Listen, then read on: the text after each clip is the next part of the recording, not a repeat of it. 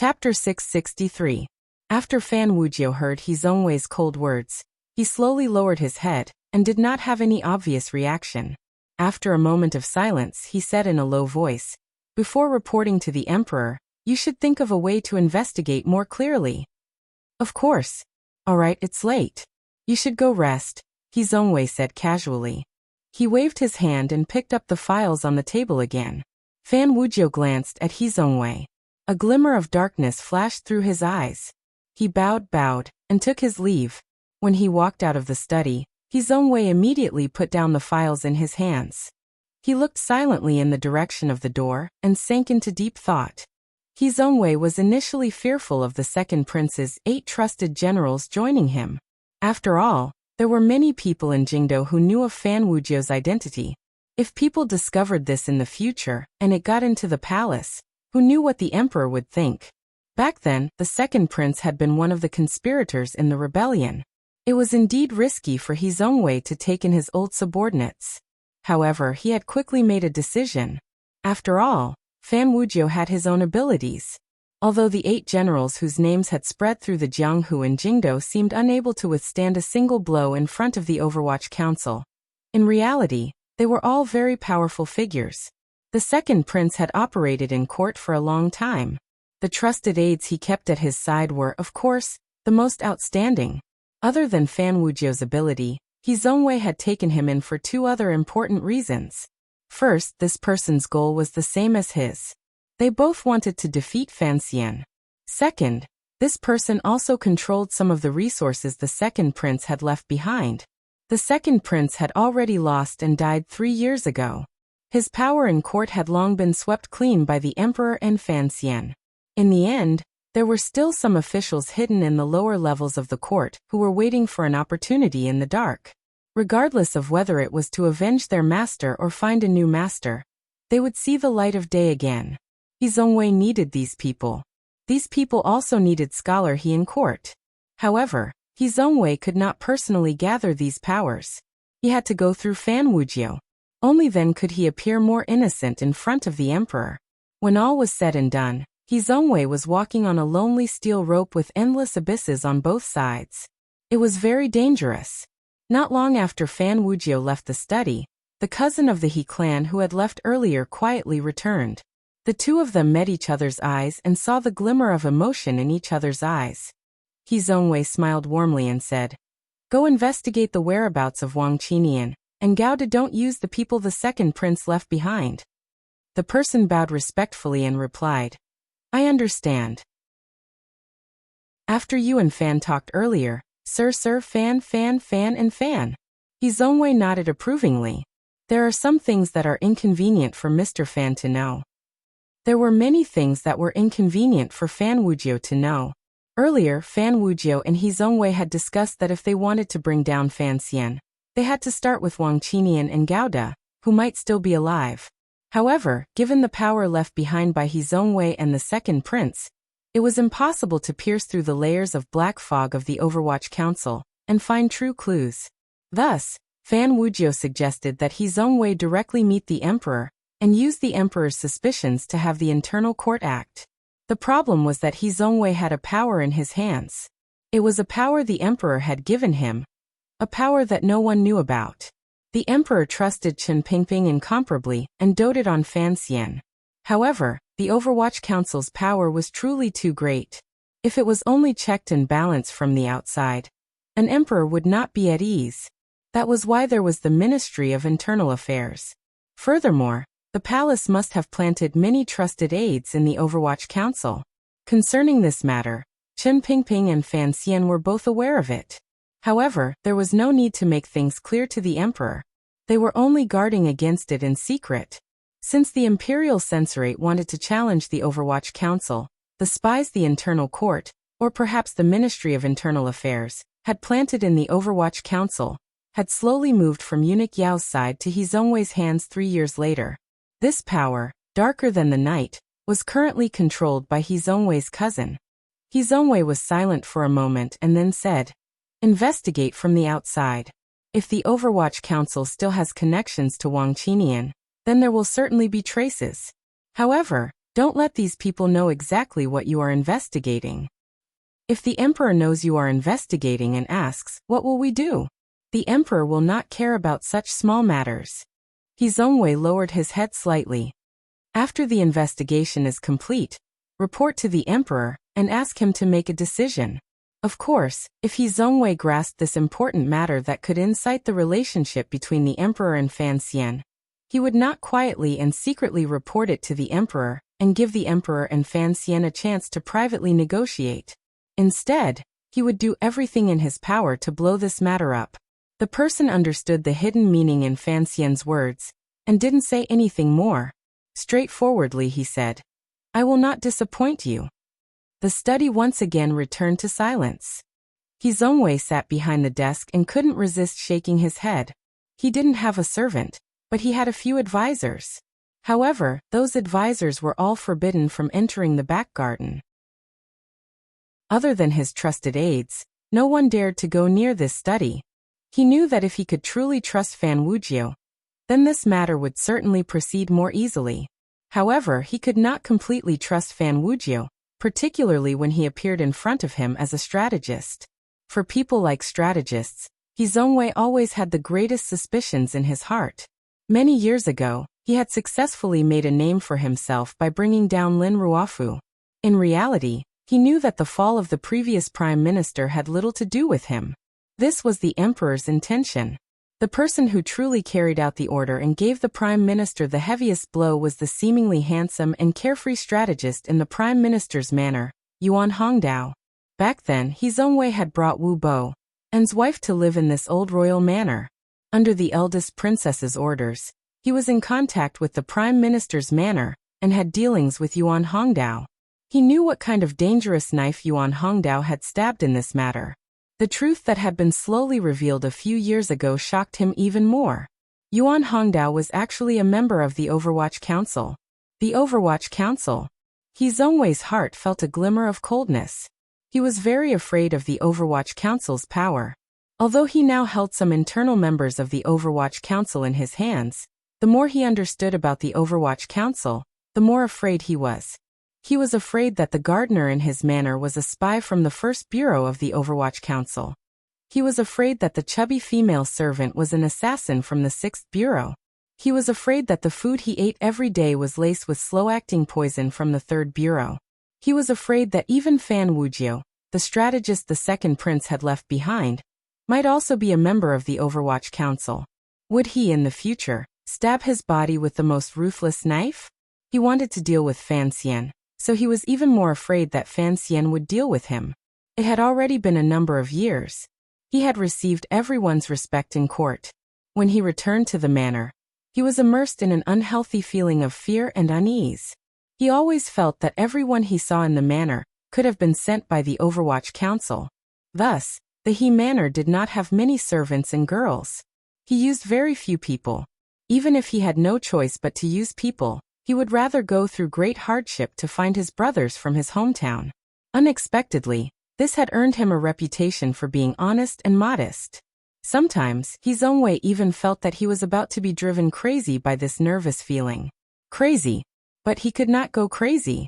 He had to obtain the final victory. He had already found a glimmer of an obscure yet blinding white light at the edge of the dark sky. He pushed open the door and stood alone in the corridor. His face was slightly pale, and his mood was unusually heavy. Occasionally, he would think of that woman, and a trace of pain would appear in his eyes. No one knew what kind of torment scholar he was suffering in his heart. No one thought he was a person who was about to go crazy. A few days after the birthday banquet in the Sun Manor, the civil and martial officials in court, and even the scholars and common people who had heard some rumors, all knew that Scholar he had lost this battle. He had lost completely. The emperor did not issue an edict. Instead, he had Zongwei handle the matter of the Jingdo magistrate himself. It was clear he wanted to use this matter to establish Scholar he's authority in court. Unexpectedly, after Fan Xian returned from Dongyi, drank some wine, went to the palace to argue, and took a trip to the Imperial College, he had beaten back Scholar he's extended hand. As for Scholar he's loss of face and failure, no one found it strange.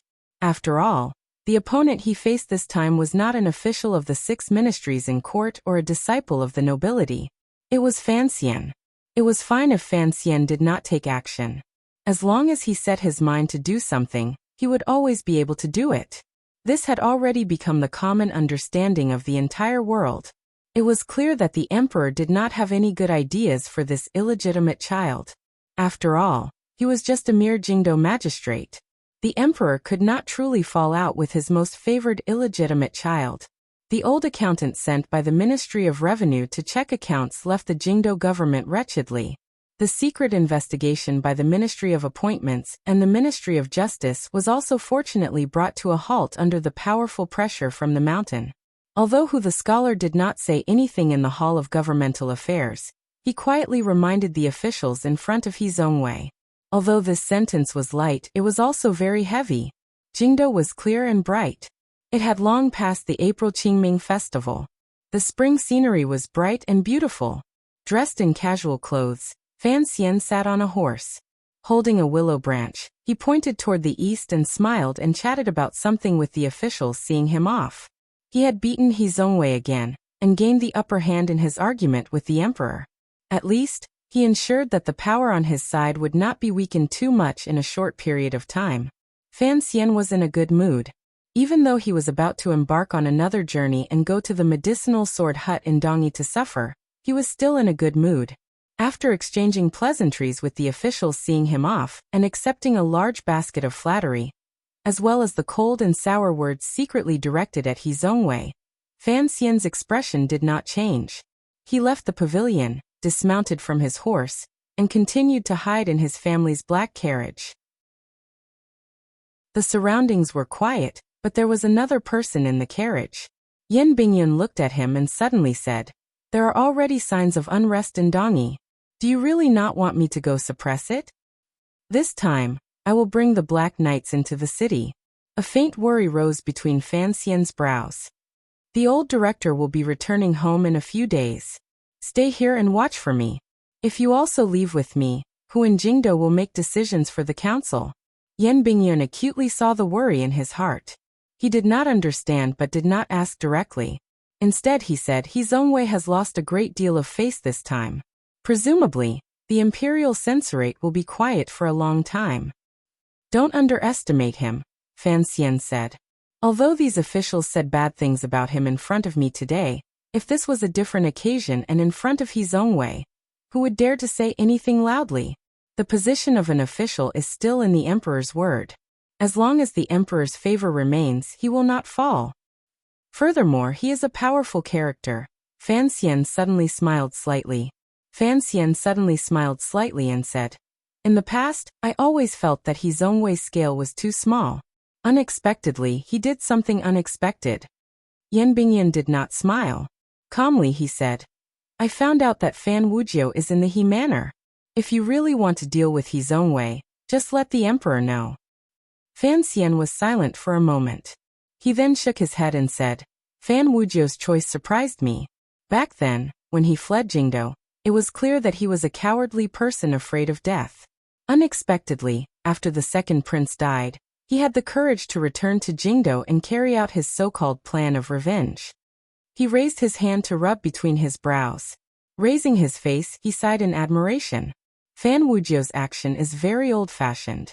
I admire it very much." Yan Bingyun furrowed his brows and said, "I don't believe that you admire Zhongwei very much. I also don't believe that you would let Zhongwei go because of something like old-fashioned. Right now, I have to take care of a major matter. Before the director returns home, you and I shouldn't do anything to prevent variables from happening," Fan Xian said seriously. The tip of Yan Bingyun's heart trembled slightly. There were not many things that could shock him, but from Fan Xian's words, he smelled a very dangerous scent. "There shouldn't be any problems," Fan Xian said quietly. "But there can't be any more incidents in the near future. There can't be any big movements in court. Let's not rush to do anything." "What is Zhongwei rushing to do?" Yan Bingyun handed a piece of paper to his hand and calmly said, "Although I haven't found out, there have been some undercurrents in the council recently. I don't know the reason." Fan Xian sank into deep thought. He was not an immortal, and the Overwatch Council was not omnipotent. Furthermore, it was probably because of some emotional reasons that he did not want to think about whether or not old Wang, who had been closest to him, was doing well in the distance. For a moment, he had not thought about this. As for Gouda, Fan Xian had long thought he was dead. Fan Wujiu alone is enough to force He Zongwei off the stage.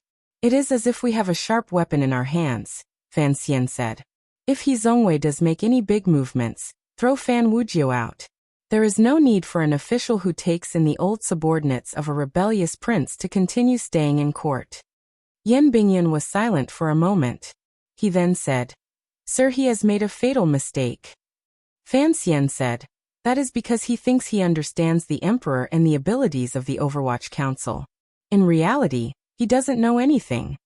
I made a mistake yesterday. It was a terrible mistake. It had nothing to do with mistakes in writing or words. It was purely a matter of not being serious enough. I apologize again to everyone.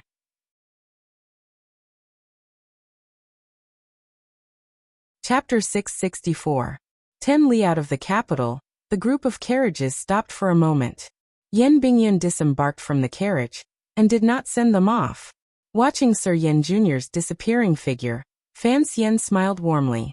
He thought that since the council already had a handle on He Zongwei, Jingdo should be fine. Fan Xian would not look down on He Zongwei. He trusted the Emperor's eyesight very much. He knew that He Zongwei certainly had his abilities. However, in front of the Overwatch Council, the scholar's abilities often appeared to be insufficient. Thus, his attitude in dealing with this problem appeared to be relatively relaxed.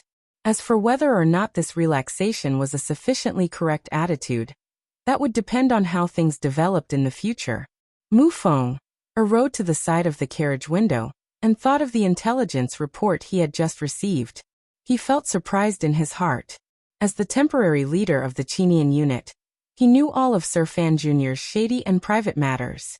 However, the matter mentioned in this intelligence report was something that even he had never come into contact with. What exactly was it that made Sir Fan Jr. so cautious? Mu Feng swallowed and moistened his dry throat. Lowering his voice, he said, a reply from Yu Chang. Mu Feng had no idea what Yu Chang referred to. During these 2 years, Sir Fan Jr. and Yu Chang had exchanged 3 letters. Not only did these 3 letters go through the council's highest-level mail route, but the people who delivered the letters along the way were all core members of the Qinian unit. However, even these core members did not know who the letter had ended up in. Where was Yu Chang? What did Yu Chang refer to? Mu Feng had endless questions in his heart. Since the commissioner did not say, he could not guess. He did not dare to guess. Fan Xian was just about to put down the curtain on the carriage window.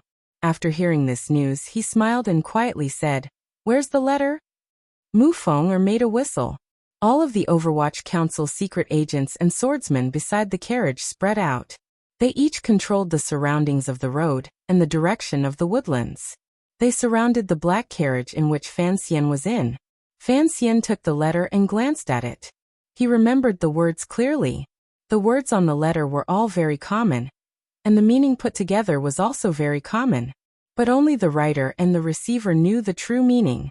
He suddenly felt an itch at the top of his ear. He couldn't help but scratch it. Closing his palm, he crushed the entire letter into a snowflake. This was a method he had long gotten used to. He had once seen it. The emperor seemed to have this habit as well. Perhaps those who had learned the tyrannical true qi all had too much true qi and used it as a human shredder. These rather absurd and cute thoughts suddenly appeared in Fan Xian's mind. A faint and quiet smile rose to his face. It was clear that he was in a good mood. Mu Feng didn't know why he was in a good mood and asked hesitantly, "Sir, should we continue along the same path?" "No." Fan Xian restrained his expression and said seriously, "Go to Dongyi on your own. I will meet you outside the city." Mu Feng was slightly startled and didn't dare to accept the order. "The director had strict orders to not allow you to move alone again. I am now the director." Fan Xian looked at him with a smile. Mu Feng was slightly embarrassed. Only now did he remember that before they left the capital, the emperor had already issued a decree to the world. Sir Fan Jr. had officially taken over Director Chen's position and became the second director of the Overwatch Council of the Qing Kingdom. He was no longer the commissioner of the past. The black carriages gradually left. Fan Xian stood in the woods and looked at his loyal subordinates. He thought to himself that he was responsible for too many people's lives. Perhaps this was a very headache-inducing matter. South of Jingdo was Weizhou. The city by the Wei River was radiated by the splendor of Jingdo. It was also a place that high officials, nobles, and wealthy merchants had to pass through on their way to Jiangnan. Although the city was not large, it still appeared particularly prosperous. Wherever it was prosperous, there were bound to be brothels and gambling dens. Thus Weizhou, without exception, had opened a Baoyue brothel. Far away from Baoyue brothel was Weizhou's largest and most extravagant gambling den, the 1,000 Gold Pavilion. Speaking of the 1,000 Gold Pavilion, it was easy for people to think of it as a brothel. Fan Xian, who was disguised as a merchant, raised his head and looked at the 3 large words on the 1,000 Gold Pavilion signboard. He couldn't help but laugh.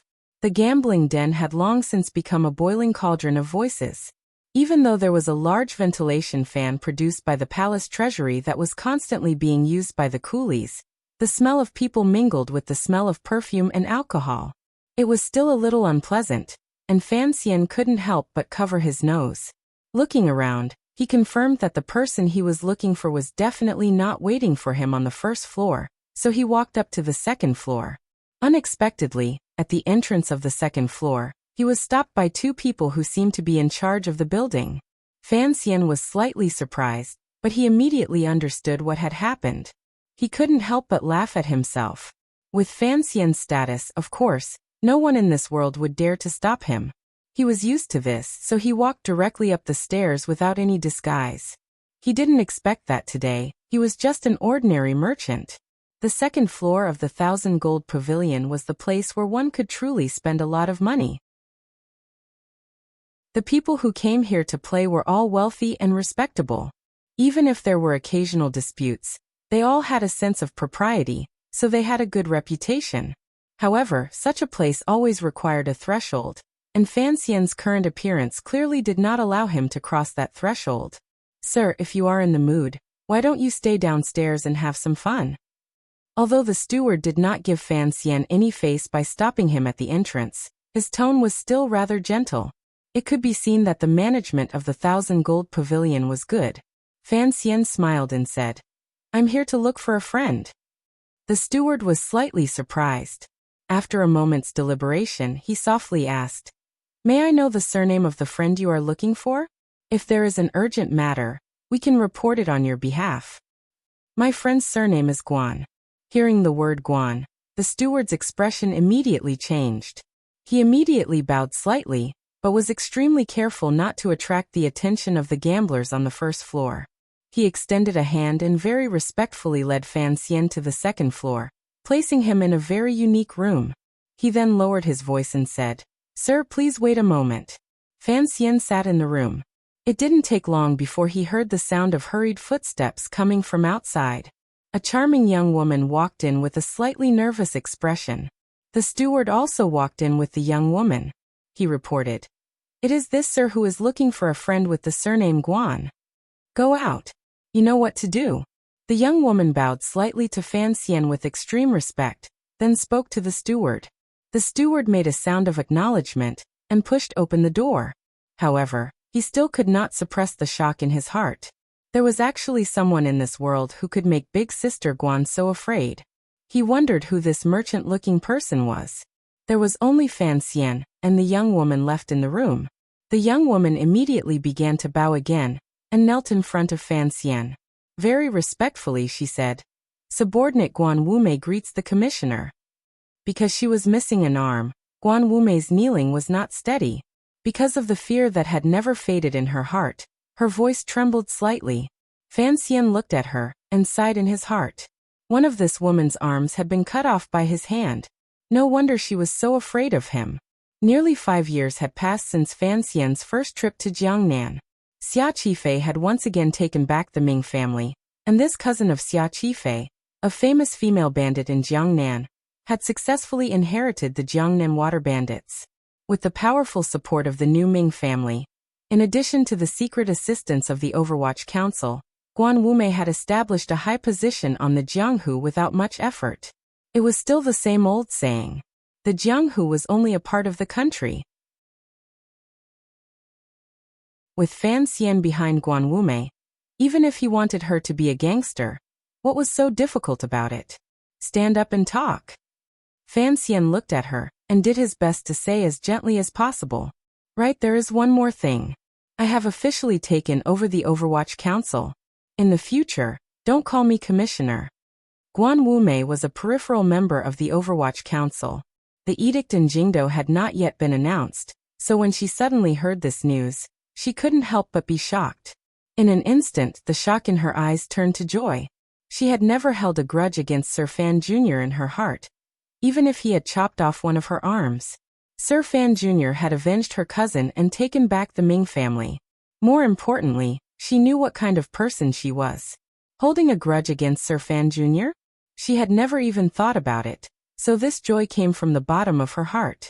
After all, to survive in Jiangnan, she had to rely on Fan Xian's position in court. In the past 2 years, she had heard that the Overwatch Council had been suppressed in Jingdo. The people of Jiangnan were also restless. Learning that Fan Xian had become the director of the Overwatch Council, Guan Wumei let out a big sigh of relief. Have the Lingnan Xiong family and Chuanzhou Sun family finally relented? Fan Xian straightforwardly asked about the purpose of his trip. During these 3 years, he had been secretly working on a secret project, hidden from everyone under heaven. However, this project wasted too much money. Although he controlled the palace treasury in his hands, it was, after all, the palace treasury belonged to the court. Most of the money from smuggling had been used to fund the disaster relief for the embankments that the court urgently needed.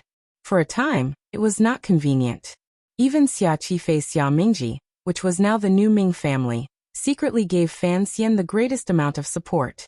Even his brother Fan Xizha, who was in the north, had sent large amounts of banknotes to the south under the northern Qi royal family's close surveillance. However, Fan Xian still felt that he lacked money. Would Sir Fan Jr. lack money to spend? If this got out, it would probably become a big joke. But this was true. It also meant that the project Fan Xian had been working on in secret these 3 years was a black hole that wasted countless amounts of silver. Guan Wumei had already stood and carefully glanced at Fan Xian. She and Xia Qifei both knew that Sir Fan Jr. had spent a lot of money these few years, but they still didn't know where all this money had been spent. Furthermore, it had been fine the first 2 years. Relying on Fan Xian's subordinates, they had barely been able to support it. However, a few days ago, they had suddenly received news that a large sum of silver was needed this year. It made it difficult for them to raise it. This sum of silver was too large. Even if Xia Qifei and Fan Xizha were given enough time, they probably wouldn't be able to raise it. The news came too late. We only had time to notify the Sun and Xiong families. Since we couldn't explain to them what exactly this sum of silver was used for, their masters were unwilling to relent. Guan Wumei replied slightly nervously. Guan Wumei replied nervously. The 2 leaders are currently in the Shazhou, not far from the Weizhou. Does Milord want to see them? There's no need. Fan Xian shook his head. This matter has to be done in secret.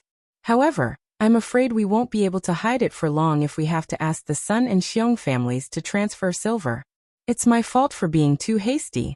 I still have to think about it. Guan Wumei let out a large breath.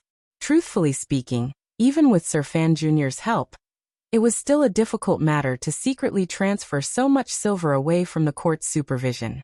What scared Guan Wumei the most was that Sir Fan Jr. was spending so much silver and still hiding it from the court. Was he secretly organizing a private army in preparation for a rebellion? Otherwise, given Sir Fan Jr.'s present status, he would not do such a thing. Have Xia Qifei and the Sun and Xiong families tell them not to bring me out. Fan Xian furrowed his brows slightly and said, just say that there's a problem with the smuggling route to the north. The northern Qi court suddenly acted and seized all of the goods. The Ming family needs to return silver to the palace treasury, and also needs to have a flow of money out of their accounts. They don't have enough time, so they need a large sum of silver from these two families to support them. This was a good excuse. The only powers that could suddenly make the Jiangnenming family lose a large sum of silver were the courts in the north and south. Guan Wumei furrowed her brows and asked, "However, the court has a lot of spies in the north. Even if the Overwatch Council's route can be hidden, there will always be other intelligence channels that will come back. There is no movement in northern Qi at all." She sighed with some distress. "Unless we have the northern Qi court cooperate with us in putting on a show." After saying this, she couldn't help but laugh self-mockingly. The Qin kingdom and northern Qi had been enemies for a long time. Sir Fan Jr.'s close relationship with the north had been completely shattered because of the Battle of Shilyang last year. Additionally, everyone knew about the ownership of Dongyi. The northern Qi people hated Fan Xian to the bone. How could they cooperate with him in putting on a show? "Good acting," Fan Xian said with a slight smile. "I'll have the northern Qi emperor cooperate with me in putting on a good show. We'll hide it from the court, and then give the Sun and Xiong families a convincing reason. What do you think?" Guan Wumei was shocked. She felt that she could not see through Sir Fan Jr.'s depths. It was as if he was teasing her, and said he wanted the northern Qi emperor to cooperate with him in putting on a show. "I'm going to stay a night in Weizhou. The Sun and Xiong families came first. Entertain them." Fan Xian raised his teacup.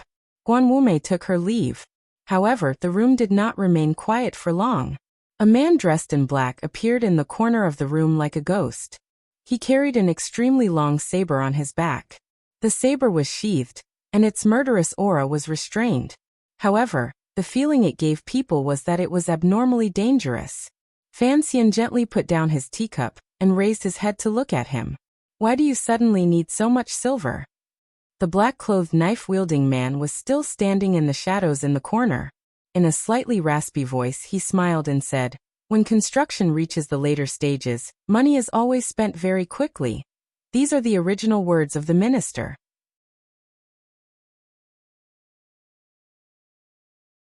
Chapter 665. Fan Xian furrowed his brows. He looked at the person in the shadows and hesitated for a moment before opening his mouth to ask, "Why are you so happy? Although we don't see each other often, I'm still not used to it."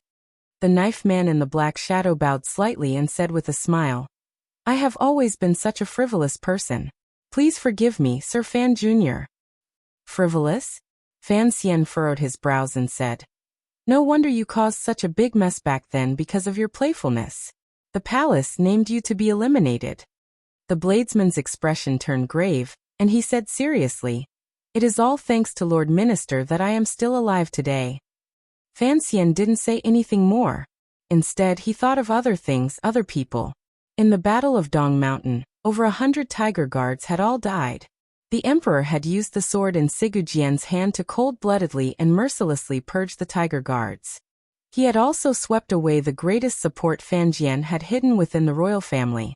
It was precisely because of this attitude and resolve that Fan Jian had no choice but to retreat from the dangerous Jingdo early. Minister Fan had grown up with the emperor and had operated in court for many years.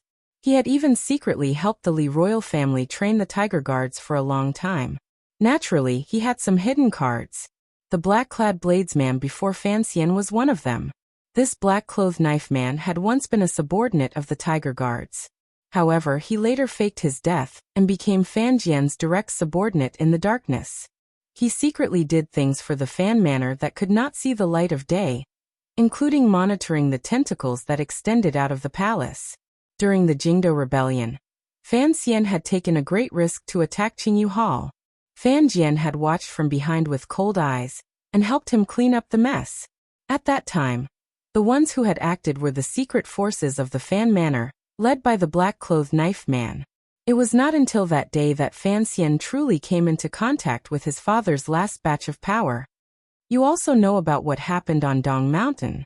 Fan Xian looked at the bladesman and asked, "How many tiger guards are still alive in this world?" "There are still 21 subordinates under the minister," the black-clothed bladesman said with a smile. "If all the great grandmasters are dead, we will still be of some use." In the past, Fan Xian had only interacted with Gao Da and the 7 wooden-faced tiger guards.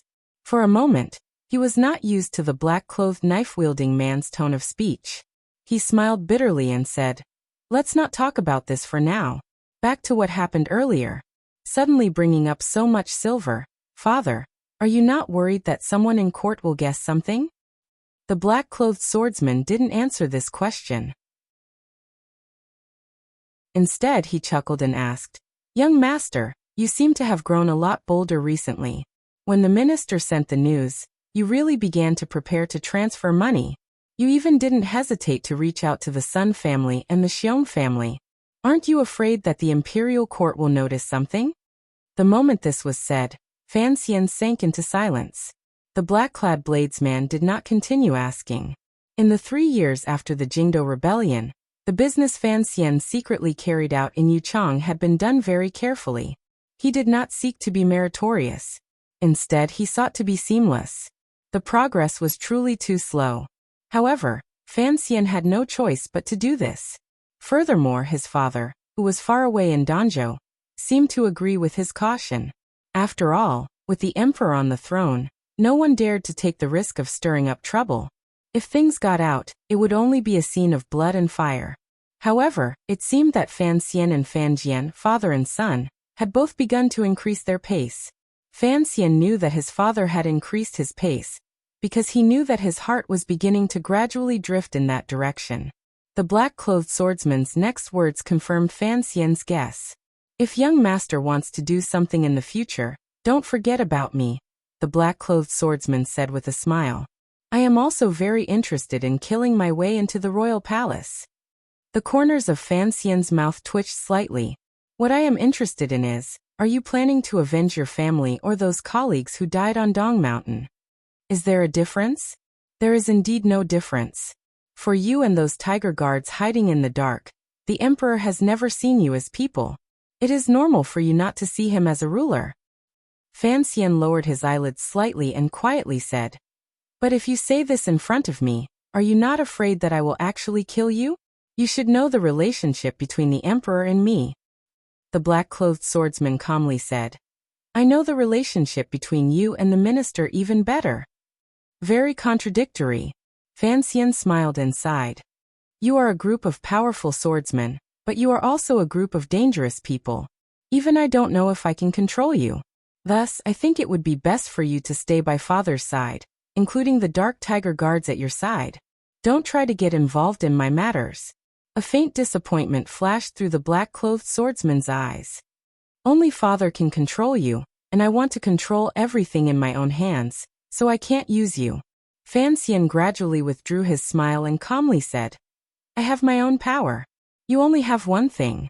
You must ensure father's safety. As long as you can do this and let me have no worries, perhaps I can achieve your and your brother's goal." The black-clothed swordsman fell silent. The silence lasted for a long time. Fan Xian took a sip of the cold tea at his side, and unconsciously drew up his legs. Hugging his knees, he sat on the chair. This posture was not very beautiful, but it gave him a sense of security. It was in this instant that he thought of the second prince. Looking at the black-clothed swordsman in front of him, he also thought of Gao De and the innocent people who had bled and died because of the emperor's schemes. He even thought of Chen Pingping and Jing Ge, who had slit Qin Heng's throat in front of the royal palace in Jingdo. It had been a while since he had seen Jing Ge. A glimmer of light flashed through Fan Xian's eyes.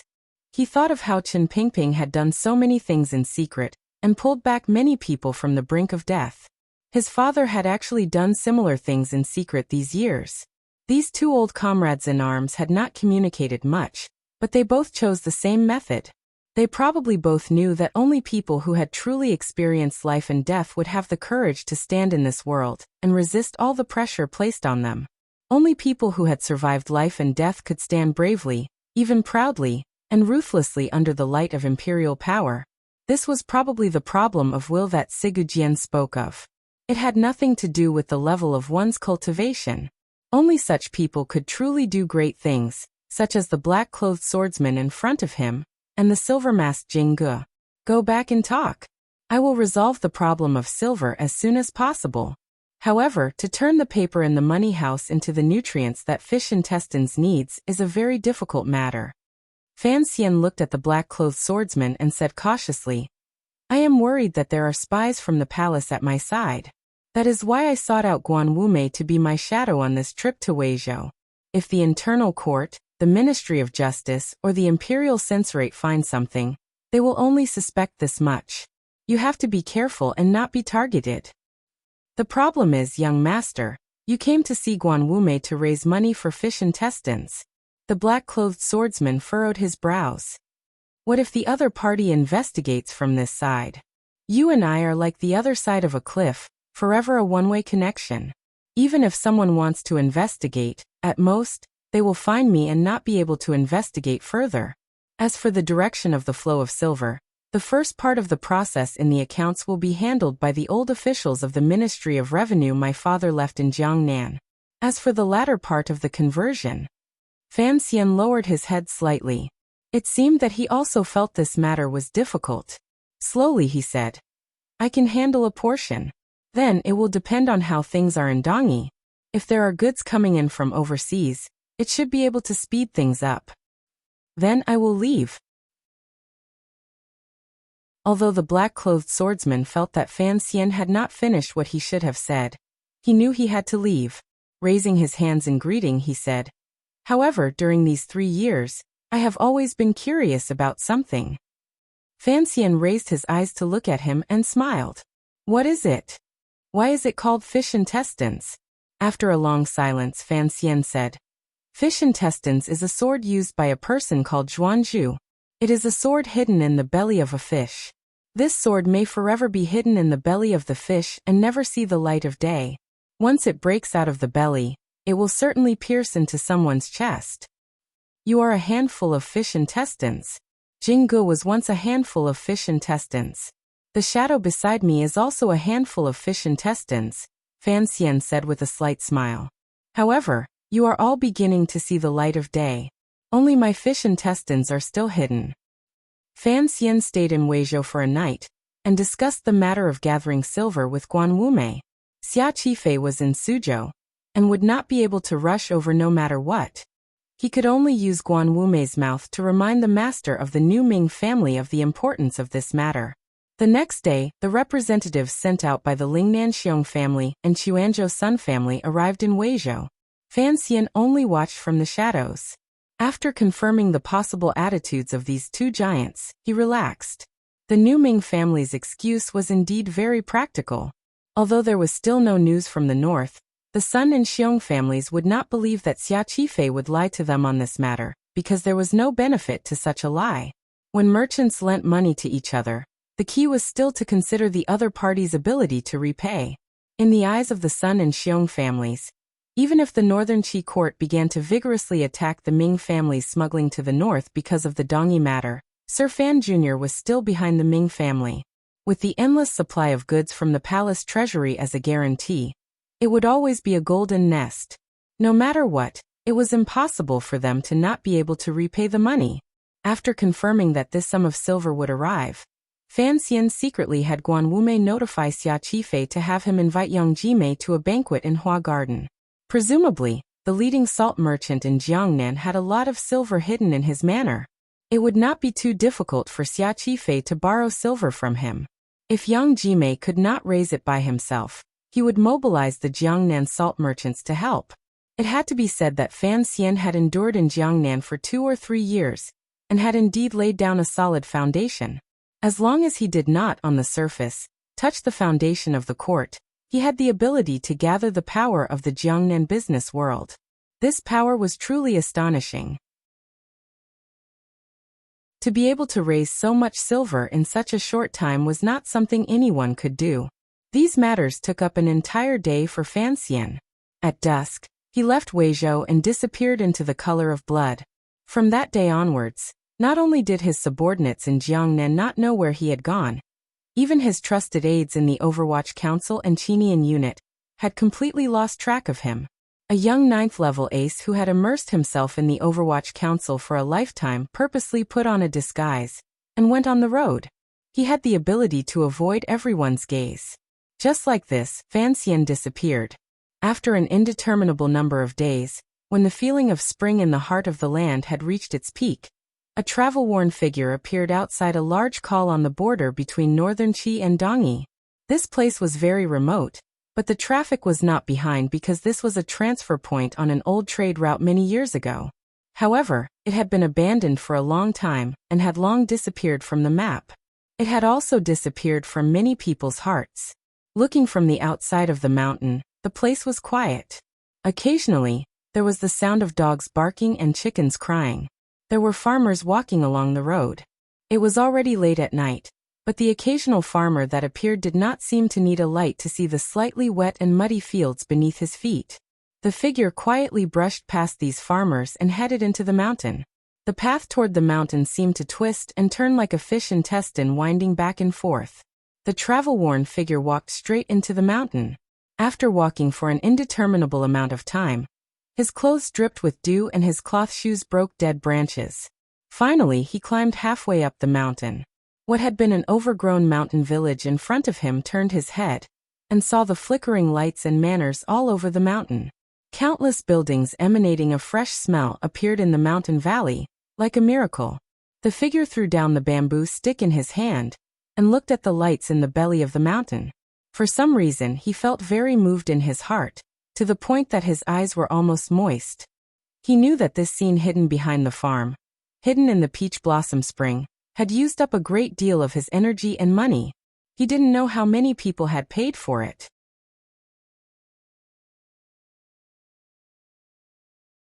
Chapter 666. Busyness, a cold, and a stomachache. These 3 mountains have tormented me for a few days. It is truly tiring. Sigh. In the deep spring of the 10th year of the Qing calendar, Fan Xian came to Ten Family Village for the first time in the secluded mountain village he called Fish Intestines. This mountain village appeared remote and peaceful, deep in the mountains. However, the lights in the night were dazzling. They outshone the multitude of stars in the sky and moved one's heart. There were certainly more than 10 families in Ten Family Village. On the road leading from the main road to the call in the mountains, there were far more than 10 farmers by the fields and springs. Those farmers were not true farmers. They were patrolmen used to block off the inside and outside of the mountains and protect the secrets in the mountains. Fan Xian was able to pass through these lines of defense and easily enter Ten Family Village because of these lines of defense and the particularly meticulous security arrangements. They had all been single-handedly made by him. The defense arrangements that gathered the wisdom of countless officials of the 2nd and 6th Bureau of the Overwatch Council were indeed very powerful. When Fan Xian was making the plans, the officials of the Overwatch Council only knew bits and pieces. They had not thought that these blueprints would become reality on the outskirts of a small mountain village in the northeast of the land. Walking along the small mountain path, he had just passed a pond when he saw the densely packed and picturesque buildings revealing their true appearance under the starlight. Fan Xian's heart jumped. He stood there and sighed to himself. He thought that even if outsiders accidentally entered this place, they would probably only think it was a large manor built in the mountains by some wealthy family just by looking at the buildings outside. He stopped and his figure was revealed under the starlight. Then, a dozen crossbow bolts poked out of the darkness and aimed at him. Fan Xian lowered his head and hid his appearance in the darkness. He then pulled up the hood on his back and covered his head. Only then did he take out a small token from his waist and flash it at the crossbow bolts full of murderous intent. A person who looked like a worker walked out of the darkness and carefully approached Fan Xian. He accepted the small token and looked at it carefully for a long time before he waved his hand and had the crossbow bolts disappear in the darkness behind him. The worker led the way, leading Fan Xian around the stone paths between the courtyards. They came to an isolated place. After confirming that no one was watching, he dropped to his knees and said excitedly, "Greetings, Commissioner." Fan Xian looked at him with a slight smile. This was one of the first members of the Qinian unit, and an expert that Wang Qinian had helped him recruit back in the day. It had been 2 years since they had seen each other. It was clear that this secret agent had not expected Sir Fan Jr. to suddenly appear in Ten Family Village. It was difficult for him to suppress his excitement. "It's been hard on you these past few years." Fan Xian looked at the worker and said, "For now, don't leak the news of my arrival. First, take me to see the old shopkeepers." Yes. The worker bowed respectfully and suddenly said, "The old master also came 2 days ago." Fan Xian was shocked and asked, "When did this happen?" 8 days ago. Quick, take me to him. Two dark figures walked through the buildings of 10 Family Village under the accompaniment of starlight. Fan Xian couldn't resist using his peripheral vision to size up these buildings that were different in height from normal residences. He looked at the specially designed doors, windows, and ventilation systems. He wondered if they were empty or already filled with things. Although everything in this village had been built bit by bit with the silver he had provided, it was still a very important matter. Thus, Fan Xian had cut himself off from everything here these 2 years. Even his most loyal subordinates in Jiangnan did not know that he had hidden such a village in a certain corner of the land. This was also Fan Xian's first time coming here personally. Other than feeling moved and sentimental, he also couldn't help but be curious. He wondered what those people, silver, and blueprints had changed the village in the 2 years after they were gathered together. The two of them walked into a small courtyard deep in the village. There was still a dim light in the room, making Fan Xian's shadow appear very thin and long as it fell on the stone steps. Fan Xian quietly said something to the secret agent of the Qinian unit. The secret agent smiled and left. He did not arrange for anyone to guard this place. If someone could actually enter deep into 10 Family Village and threaten Sir Fan Jr., then it would be unnecessary to send anyone else. Fan Xian tidied his clothes outside the room and walked in. Facing the stern-looking middle-aged man behind the desk, he knelt down on both knees and made a full bow. In a sincere voice he said, "Greetings, father." The retired Minister of Revenue, Fan Jian, had not been in Danzhou to be filial to his mother and take Lady Lu on a trip to the sea. Instead, he had appeared in this small mountain village between Dongyi and northern Qi. This was truly an unexpected scene. Minister Fan looked at his son in front of him. Surprise flashed through his heart. Immediately, it became complicated. He smiled warmly and helped him up. The father and son had not seen each other for more than 2 years. They were worthy of Fan Xian's bow. However, the former minister knew that his son was not someone who liked to kneel to others. From this kneel, he vaguely sensed something. Fan Jian did not open his mouth to ask. Fan Xian also did not say that from his sister's mouth and the story of the past, he had already guessed what kind of painful price the Fan Manor had paid for his survival. "Father, why have you personally come?" Fan Xian helped his father sit properly in the chair. Looking at the faint white hair on his head, he couldn't help but sigh in his heart. Counting his years, his father should be in his hometown in retirement. However, because of Fan Xian's matters, these 2 years had still tired the old man out. His father's personal visit to 10 Family Village made him feel a glimmer of surprise. Fan Jian smiled slightly and said, "Although I am in Danzhou and can remotely control the construction of this place, after 3 years of accumulation, constant dripping wears away a rock. The preparatory work for 10 Family Village is pretty much done. If you truly have the courage to rebuild a palace treasury here, if I don't personally oversee it, I cannot be at ease no matter what." A second palace treasury? So, this remote 10 Family Village bore the weight of Fan Xian's great ambition. Ever since the Jingdo Rebellion, Fan Xian had secretly rescued a number of old Qingyu Hall shopkeepers from the capital. Additionally, he had been in charge of the palace treasury for a long time. A few years ago, he had made a copy of the palace treasury techniques in Northman. Additionally, with his present wealth and power, as well as the innate things in his transmigrated soul, if the heavens were truly willing to give him 10 years, perhaps he could actually turn this remote mountain village into a second palace treasury. What was the palace treasury? It was the foundation that supported the Qing kingdom's military strength for 30 years. It was an endless source that the Qing emperor used to supplement the national treasury and people's livelihood. It was not an exaggeration to say that the palace treasury was one of the 2 sources of the Qing kingdom's strength. The other was the emperor himself. However, Fan Xian wanted to rebuild a palace treasury outside of the Qing kingdom. Without question, this was the most important decision Fan Xian had made in his life. If this decision truly became a reality many years later, the entire world would change because of this matter. The Qing kingdom would no longer have the natural ability to smile proudly in the world. What exactly did Fan Xian want to do?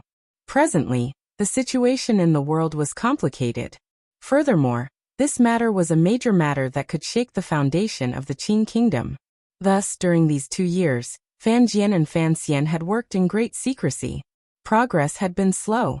They only hoped to not draw the attention of the people under heaven, and did not ask for speed. If in the future, a second palace treasury truly appeared outside the Qing kingdom's borders, it went without saying what kind of powerful blow and damage it would bring to the Qing kingdom's national strength. Thus, Fan Xian hid this matter from everyone under heaven. He only dared to carefully discuss it with his father in secret. If you leave Danzhou for too long, I'm afraid it will cause discussion. Fan Xian was not in a hurry to discuss the problem of a second palace treasury with his father. Instead, he spoke with slight worry. Although Fan Jian had retired, seeing how the emperor had used a sword to kill people and slaughtered over 100 tiger guards, the emperor did not trust this trusted companion he had grown up with. Presumably, there were many spies from the palace stationed in Danzhou. If Fan Jian was not willing to retire in Danzhou, the news of him leaving Danzhou should immediately be sent back to Jingdou. Your Overwatch Council combed through Danzhou, and my people combed through it again. Fan Jian gazed at his son and smiled warmly. The emperor does indeed appear to be undefeatable, but he is not a god. His energy is limited. It is impossible for him to grasp all the minute changes under heaven, particularly since you are secretly hiding it from him.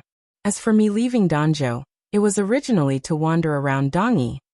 The smile of the previous minister appeared slightly amused. Before I entered the Ministry of Revenue, I was a famous wastrel in Jingdou. Now that I have retired and returned to my hometown, it is natural for me to go to a prosperous place like Dongyi to paint some beauties. The emperor cannot fly into a rage because of this. It's still not appropriate. I just come occasionally to take a look and keep an eye on the progress. Fan Xian looked at his father. Other than worry, there was also an additional sense of guilt.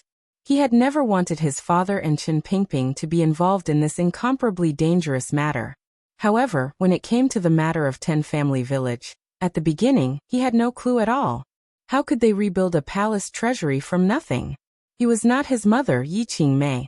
Although he had a ready-made old shopkeeper of the Yi family, who had once experienced the construction of the palace treasury in North Min, had a large pile of records of the various processes of the palace treasury, and was even familiar with the layout of the 3 workshops of the palace treasury in North Min.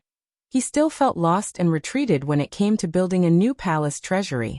The night before Minister Fan left Jingdou, he talked with him for an entire night and cleared up many of his doubts. When Minister Fan discovered that his son was using the eldest princess rebellion to prepare to rescue the old shopkeepers of Qingyu Hall in Jingdou, he knew what Fan Xian was thinking in his heart. Thus he spoke openly and honestly to his son. Building another palace treasury is more difficult than you imagine. This is an inauspicious matter that will shake the Qing kingdom and change the situation of the entire world. That night, Minister Fan said to him with sincere and heartfelt words, "I am a person of the Qing kingdom. Of course, I do not want you to do this. If you can convince me, you can leave the beginning matters to me." At that time, Fan Xian did not want to completely break off relations with the Qing emperor. He also did not want to become a sinner of the Qing kingdom and put the Qing kingdom he had grown up in into great danger. However, he still unconsciously began to dig up the foundations of the Qing kingdom. He only used 2 sentences to convince Fan Xian. This is not the palace treasury. This is what Mother left for this world. If Mother was still alive, she would not want the emperor to use her legacy to satisfy his personal ambitions. But your mother also hoped for the world to be unified. I don't understand those very mysterious things, but I understand women, Fan Xian said to his father in that quiet night. That quiet night, Fan Xian said very seriously to his father, "I only know that if Mother was alive, she would not want the wealth she left behind to forever be held in the hands of the man who murdered her." Minister Fan was silent for a long time that night. He then nodded. With this nod, 2 years passed. The father and son, who had the most money in their hands, began to secretly do something that was destined to shock the world. Perhaps what the two of them had done was too inconceivable, so not a single force had found out about it. This was also the result of Fan Xian's extreme caution. During these 2 years, other than the secret flow of money, he did not use any of the power at hand to help 10 Family Village grow. This little village was like a child who had been released into the wild, slowly growing among the green grass of the mountain. As for whether he would continue to release the sheep after he grew up, or be released into the wild, that was a matter for many years in the future. Fan Xian did not ask him what Fan Xian would use 10 Family Village for if, many years from now, 2 palace treasuries truly appeared in this world. Fan Xian also did not ask his father why, as a subject of the Qing kingdom, he would make such a choice just because of the grudge between his mother and the emperor. The old shopkeeper of Qingyu Hall, who had escaped from Jingdo, came to 10 Family Village. The craftsmanship secrets Fan Xian had stolen from the palace treasury came to 10 Family Village. Minister Fan's most secretive power also came to 10 Family Village. The silver Fan Xian had gathered from all over the world also came to 10 Family Village, and the depression deep in the mountains. Secrets, money, and martial power fermented in this obscure little place for 2 years. No matter how careful the Fan father and son were, 10 Family Village was already prepared to expand. They had completed all the basic construction, and were ready to become a second palace treasury. Thus, Minister Fan had the black-clothed knife man bring a message to Fan Xian that a large sum of silver was needed. This point of time was actually much earlier than Fan Xian had originally predicted. From the beginning of the plan, he had never thought that he could be mentioned in the same breath as his mother, Yi Qingmei. Yi Qingmei had not taken many years to build the palace treasury, because she had the support of the entire Qing royal family, and Uncle Wuxia to protect her. Furthermore, her abilities had always far surpassed Fan Xian's. Minister Fan clearly saw Fan Xian's confusion. He smiled warmly and said, "Those old fellows of Qingyu Hall were all old people who had participated in the building of the palace treasury. This is the second time, so it should be easier." Fan Xian smiled and shook his head. "But it's still faster than I thought. When we were repairing the palace treasury..." Minister Fan seemed to think of many years ago in the wastelands of North Min. He smiled. "Your mother was actually impatient, and didn't want to deal with these details. Lao Wu was someone who wouldn't open his mouth even once a year.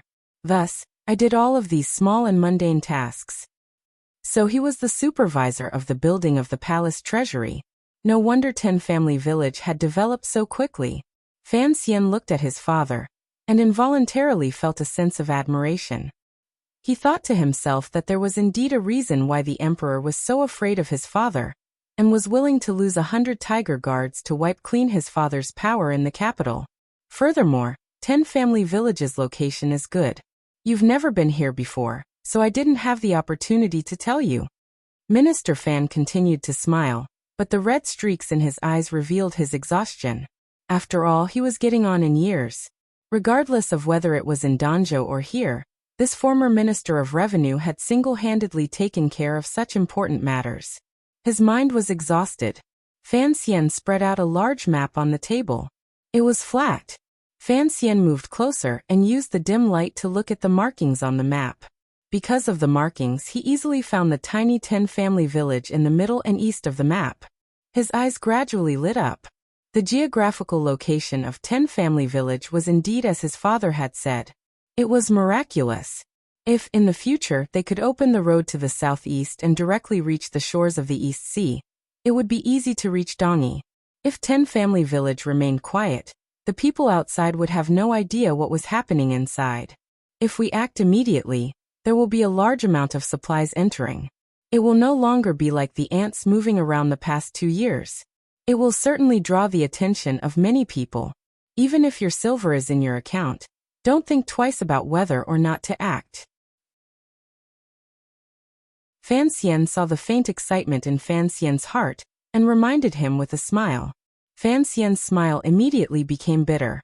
If he truly wanted to turn 10 Family Village into the palace treasury of North Min, hiring was one reason. Large amounts of supplies entering was another. The simple blast furnace and steel installation could not be hidden from the eyes of an idiot.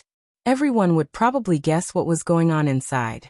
Given the importance of the palace treasury to the Qing kingdom, as long as the court discovered the slightest abnormality, the emperor would not hesitate to send troops to the north and attack Dongyi at all costs, destroying the embryonic form of the new palace treasury in Ten Family Village. Of course, even if the emperor sends troops to attack, the location of Ten Family Village is special. It is easy to ask for reinforcements. It will not be easy to attack. Fan Xian's thinking manner was not like that of a Qing official. He was more like a traitor. Coldly he said, Ten Family Village was originally the Yi family village. Most of your mother's subordinates came from this village. In order to protect the secret of this place, the Yi family village changed its name and became the Ten Family Village of today. And this village was the first place your mother chose when she built the palace treasury. However, for some other reason, she relocated the location of the palace treasury within the Qing kingdom to North Min, which is very close to Quanzhou. We chose Ten Family Village anew because we believe in your mother's foresight. Fan Jian looked at Fan Xian calmly and said, Other than your mother and Lao Wu, only I knew of this position. It is easy to defend and difficult to attack. More importantly, this is a place that none of the three powers in the world can fully devote themselves to. Fan Xian was silent for a long time. He then said, I would rather be careful and slow than let the emperor discover any clues. Your mother is no longer here. Although we have many natural advantages in our hands, it is impossible to build a palace treasury in Ten Family Village out of thin air without a number of years of effort and the power of a country. Fan Xian closed his eyes slightly. You had the intention to move the palace treasury out of the Qing kingdom to use this as a pretense to threaten the emperor. It was necessary to be cautious at the beginning. Fan Xian was not surprised that his father had so easily seen through his thoughts. In a quiet voice he said, Even if it is a pretense, it has to be real. Furthermore, who knows what will happen many years later? After all, the emperor is not a god. There will come a day when he will die. Thus, the moment you agreed to move a large amount of silver into Ten Family Village, I began to have doubts. Fan Xian opened his eyes and sighed heavily. Do you think the emperor will actually act against Qin Pingping? Fan Xian was silent for a moment.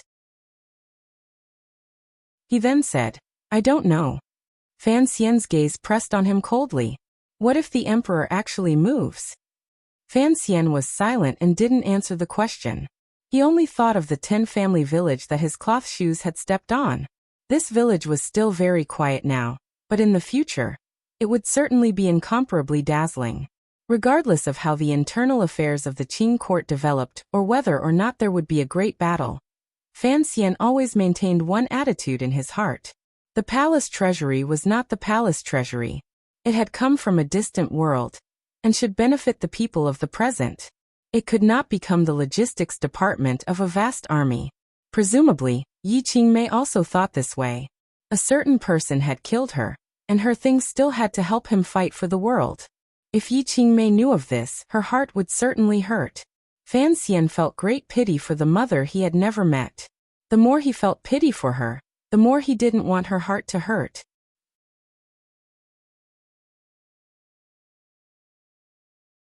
Chapter 667. In a quiet little courtyard, a quiet person and a quiet chest, there was a similar amount of pain. Minister Fan carried a glimmer of pity and warmth as he looked at his son, who had his head lowered and was speechless. After a moment of silence, he quietly asked, Let's not talk about Qin Pingping. I only want to ask you. From the moment you decided to personally step into Ten Family Village, presumably you already knew about the matter from many years ago. Regarding that matter, how are you going to deal with it? Fan Xian did not reply. Instead he asked, When did you think of it? Probably after the Jingdo rebellion. Fan Jian's expression was calm. As he said in a gentle voice, Even if I wanted to, I didn't want to think about it in that direction. In the end, the emperor is the emperor, and I am his official. I started thinking in that direction a long time ago, Fan Xian said bitterly. At that time, I had already guessed my past, but I didn't have a shred of good feelings toward the emperor. So, when I thought in that direction, I could accept it emotionally. But, he let out a slow breath and said in a slightly raspy voice, Later, the emperor treated me better and better. I was less and less willing to think in that direction. Even though I knew long ago that other than him, no one in this world could banish Yi Qingmei from this world. But I didn't want to think in that direction. Fan Xian's brows were furrowed tightly. For the first time, I felt confused. In the past, I had once told you that I would not allow anyone to control me. My will was strong enough and would never be disturbed by external things. However, on this matter, I was truly beginning to feel confused. He raised his head and glanced at his father helplessly. If you were in my position, what would you do? Concerning this question, Fan Xian had actually thought about it clearly on the banks of the Lujing River in Jingdou by the side of the grave. However, Fan Jian should have the power and right to speak on this matter. Thus, Fan Xian had come to Ten Family Village, to Qing Kingdom's fish intestine, and quietly listened to his father's instructions. Fan Jian was silent for a long time. He then looked at him and asked, "You have to ask your heart how you really think of the emperor." "That depends on how he thinks of me." Fan Xian followed these words very quickly. Presumably, he had asked himself countless times over the countless nights. "What does he think of you?" Fan Jian warmly smiled and said, "You don't have to worry about my attitude. After all, he and I grew up together. Although I feel disappointed and resentful towards him, to be honest, I can't bring myself to hate him too much." Fan Xian smiled helplessly, and then sank into deep thought. Concerning this matter, he had thought about it many times. Before the Jingdou Rebellion, the emperor probably felt 30% guilty toward Fan Xian, 30% valued him, and 40% used him. After so many people had died in the palace, the emperor's personality had clearly changed a great deal. Starting from the spring when he entered the capital in the 4th year of the Qing calendar, Fan Xian had to admit that perhaps the emperor was a harsh and merciless person. However, when it came to how he treated him, there was indeed an anomaly. Even if he had been used in the past, it was an acceptable use. If the emperor still had a sliver of true affection for the people of this world, then that sliver would fall on Fan Xian's head. The emperor treated Fan Xian better than the crown prince and the second prince, much less that pitiful woman who had given up her youth and reputation for the emperor. Quietly listening to Fan Xian's words, Fan Jian gently stroked the beard on his chin and sighed. It is easy to change mountains and rivers, but it is difficult to change a person's nature. Even though the emperor's personality has become much warmer, in the end, he is still a ruler who thinks of the world as his own. Speaking of which, how you treat the emperor depends on how the emperor treats you. However, how the emperor treats you depends on how you treat him. He looked at his young son and said with slight worry, "The emperor treats you differently because ever since you entered the capital, you have always displayed unwavering loyalty. This is also something I admire about you. You are young, yet you know how to guess what you have guessed and cover up all the conflicts in your heart. You even hid it from the emperor's eyes. However, once the emperor becomes interested, you are not a simple official. Once he truly begins to doubt your loyalty, there will be a fundamental change in his attitude toward you." "The emperor is heartless," Fan Jian reminded him. "Particularly when the power in your hands is so great that it can even faintly threaten the stability of the Qing Kingdom's dragon throne. If he discovers that there is something strange in your heart, he will certainly mobilize the absolute power in his hands to kill you." Fan Xian was silent. He knew what his father said was right. The biggest problem he had committed in his planning these few years was that he had never made up his mind. Regardless of whether it was to avenge Yi Qingmei or to wipe away the events of the past and obediently and timidly be a powerful official by the dragon throne, he had to make a decision ahead of time. His mind was so uncertain and indecisive right now. It was truly too embarrassing. "This is a difficult problem for anyone to solve," Fan Xian said with a bitter smile. He smiled bitterly and thought to himself that in his previous life, such a dramatic conflict and inner struggle could probably only be found in Shakespeare's plays. Who would have thought that the drama of a father killing his mother, and the son being caught in the middle would actually fall on him? Fan Xian looked at him calmly with a strange gaze. A moment later he said, "Actually, after Chen Pingping confirmed that matter and I guessed it, he and I also considered your problem. However, We truly did not think that it was a problem that was difficult to resolve. Fan Xian didn't quite understand these words. Fan Xian looked at him. His gaze grew gentler and gentler. He sighed and said, "Anji, you truly are an extraordinary person. I had thought that you had never seen your birth mother, and had grown up under the emperor's protection. The emperor had treated you very well. Logically speaking, you shouldn't have any deep feelings for Xiao Yezi, given the affection the emperor had for you. Even if you knew about the tragedy of the past, you probably wouldn't be able to summon up the thought of revenge against the emperor for your birth mother." Fan Xian couldn't resist shaking his head and said, "Sometimes I really don't understand you." Fan Xian had never seen Yi Qingmei in his life. He hadn't grown up healthily under her care. The emperor had treated him well. "The hatred of killing my mother is absolutely irreconcilable," Fan Xian said quietly, self-mockingly. "Of course, you know that I could not have made a decision because of this reason." It was because Yi Qingmei's aura in this world made Fan Xian feel so familiar, so close, and so amiable. Perhaps it had nothing to do with the feelings of a mother and son. It was just that two connected souls had suddenly gotten closer and closer in this spacious and bustling other world. For Fan Xian, Yi Qingmei was someone who had gone before. Someone who had come and then left, another version of himself. Not fair. Fan Xian looked at his father. For some reason his heart ached. In an indescribable tone he quietly said, "If we just let it go like this, it would be too unfair to her." Minister Fan was silent for a long time. He then said, "It is indeed unfair." Perhaps it was because of the word, unfair, that the old cripple in the Overwatch Council had endured silently for 20 years and planned for 20 years. Carefully and miraculously, he had followed the general trend of the world and the court. He had spent countless efforts to drive all of the emperor's people, one by one, to the opposite side of the emperor. It was said that if there were dogs in the world, Ping Ping would chase them. In the end, the old cripple had finally succeeded. Everything that had happened in the 7th year of the Qing calendar had been a point he had calculated and waited for a long time. Under the circumstances at the time, the Qing emperor faced the greatest danger of his life. The wind had risen on Dong Mountain and gathered clouds. However, the emperor had still returned alive from Dong Mountain.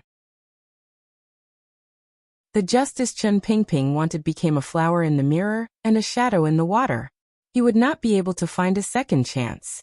"I have to make arrangements for Chen Pingping first."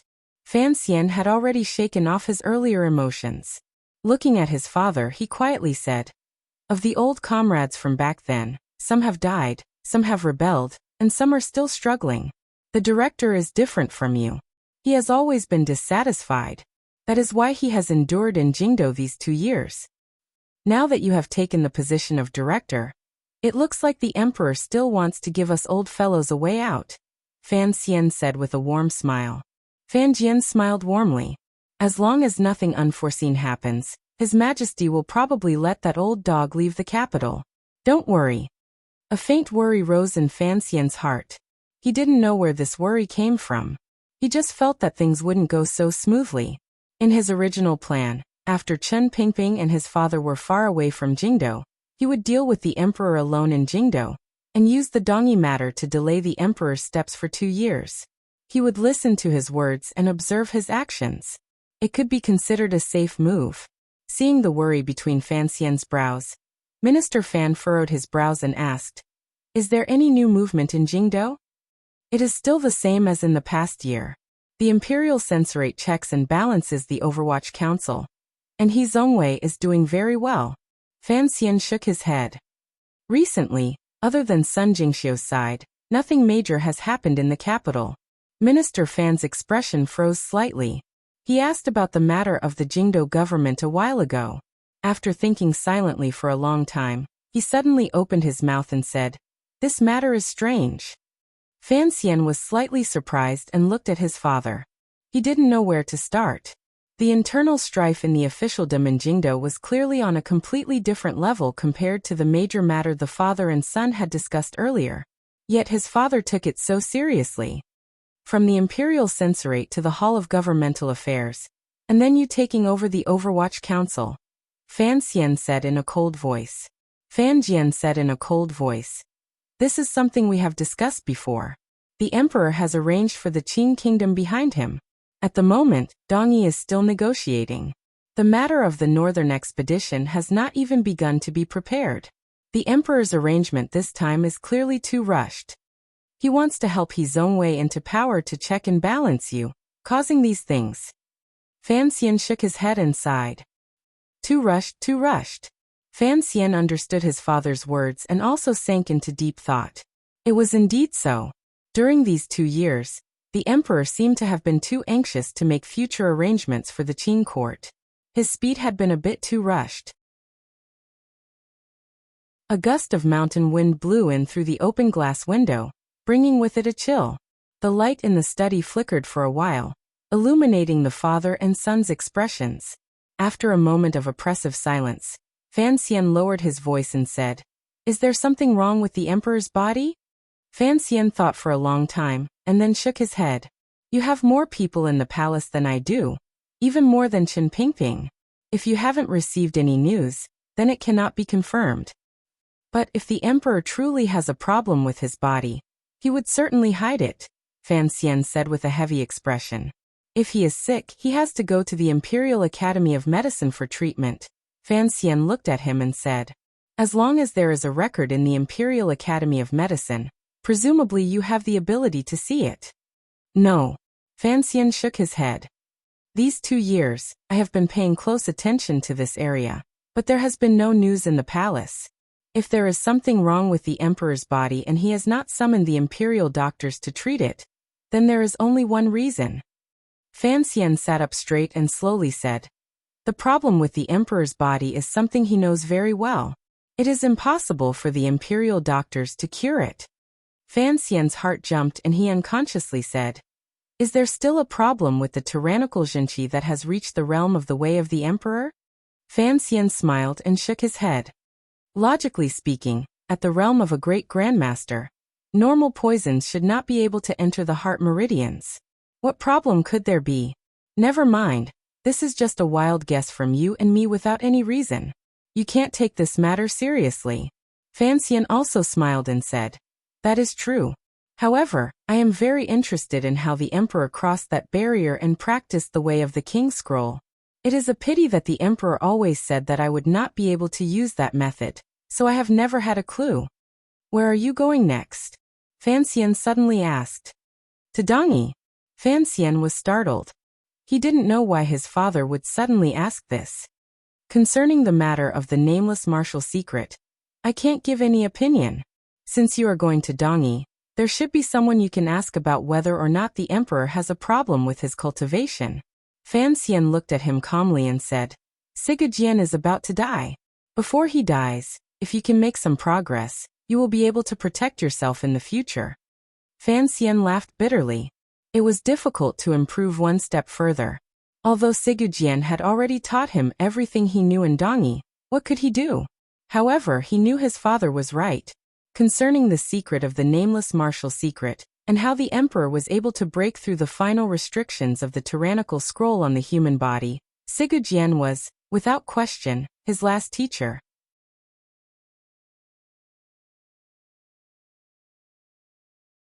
Chapter 668. I haven't been feeling well. Maybe it's because the legendary days have finally arrived. The low tide, the so-called low tide, has finally arrived. I don't know if it's a psychological problem or something else, but I'm under a lot of pressure. I can't extricate myself. I've been sitting there for 4 hours, but my mind is empty. I'm not drunk, I'm not sick, there's nothing. I just can't write anymore. My hands are placed on the keyboard, and I start to feel disgusted. This state is very strange.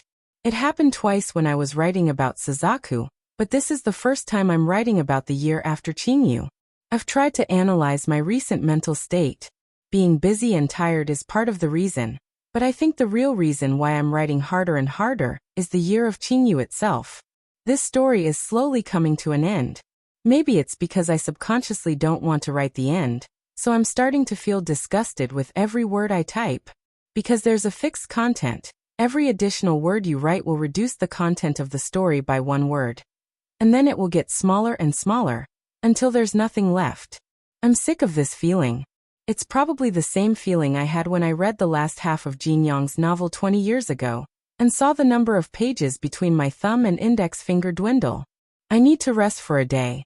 I need to adjust my mental state, and then force myself to wake up and fall into madness. I don't have any craziness, it's like I can't overcome it. I don't know if other writers have this feeling, but I do.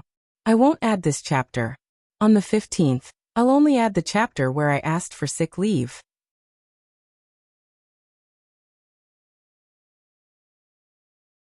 Chapter 669. A milky white mist slowly accumulated in the mountain valley. However, the morning sun slowly rose over the eastern sea, painstakingly climbing over countless mountains. It threw its warmth and light into the air above the mountain manor, causing the white mist to slowly dissipate. It seemed that in just an instant, the sky had brightened. In the green mountain valley filled with trees, the birds chirped as they woke up. Dew dripped from the leaves. Freed from their heavy burden, the leaves bounced back happily like they were stretching. The entire mountain valley was filled with a fresh, breathing feeling. Fan Xian rubbed his slightly sore eyes and sat by the bed for a while before waking up. Last night he had talked too long with his father and slept too late, so he was not used to it.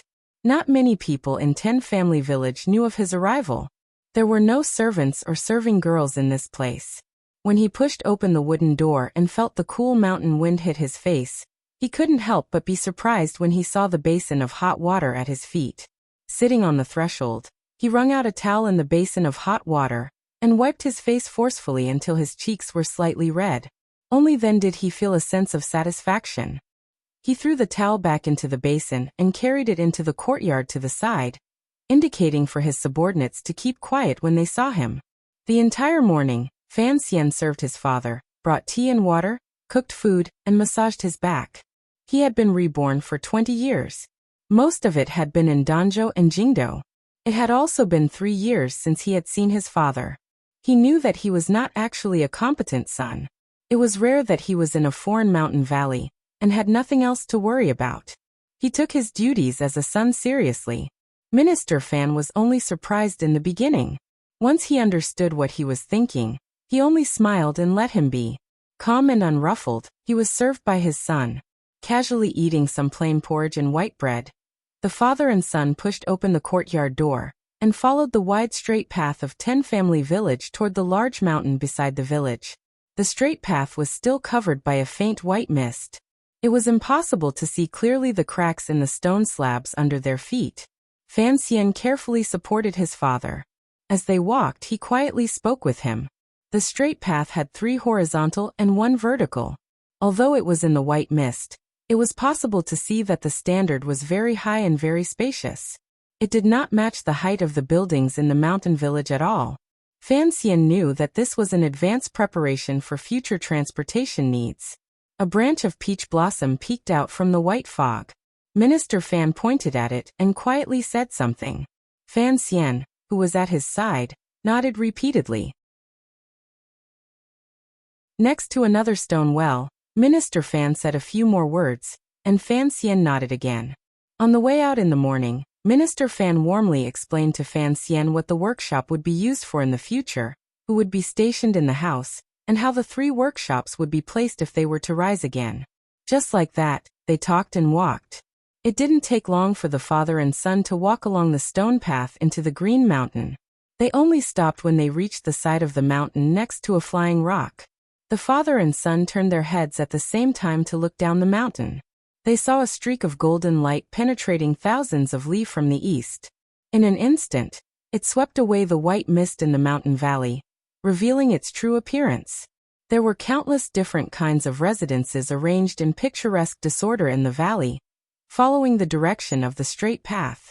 Between the green walls and black eaves, an occasional old tree peeked out. It was incomparably fresh. In the distance, they could faintly see a few wisps of smoke curling up from kitchen chimneys. Presumably, the people who had woken up early were boiling water and cooking. Fan Xian narrowed his eyes and looked into the mountain valley. He saw the densely packed residences gradually growing farther and farther between the 2 mountains. They stretched out toward the east. He couldn't see the end. Last night, he had only seen the starlight beneath his feet. Now that he had seen its true appearance, he realized that the 10-family village was now such a grand existence. Thinking of the hard work of these 2 years, thinking of the people who had worked hard for the 10-family village, and seeing the results in front of him, a smile gradually spread between his brows, lips, and teeth. Treasuring a wall is a crime. Minister Fan supported his tired waist and smiled as he panted. Right now, it is just a shell. If you actually put the gemstones in and the news gets out, I'm afraid everyone in the world will come to take a bite out of you. Not many people have the power to bite me, Fan Xian replied with a smile. Minister Fan shook his head in disapproval. Although the valley is easy to defend and difficult to attack, how can a mere few thousand people stop the attack of a country's army? Last night, Father showed me the map. If the Emperor were to send out troops to attack, Dongyi and Northern Qi in between should have some reaction. Dongyi will soon be part of the Qin kingdom. That is only in name. Without 10 years of effort, it will be difficult for the Qin kingdom to peacefully bring Dongyi into their system. What about Dongyi themselves? Or perhaps the Northern Qi people? Minister Fan looked at him with a slight smile. The inheritance your mother left behind has great allure. No one can resist it. This place is already close to Northern Qi. How could the Northern Qi people let it go? Fan Xian smiled and helped his father sit on a rock halfway up the mountain. After thinking for a moment, he said, I have a way to keep the little emperor in check on Northern Qi. Even if she is blinded by the diamonds, I have a way to make her give up on this idea. A second palace treasury has appeared in the world.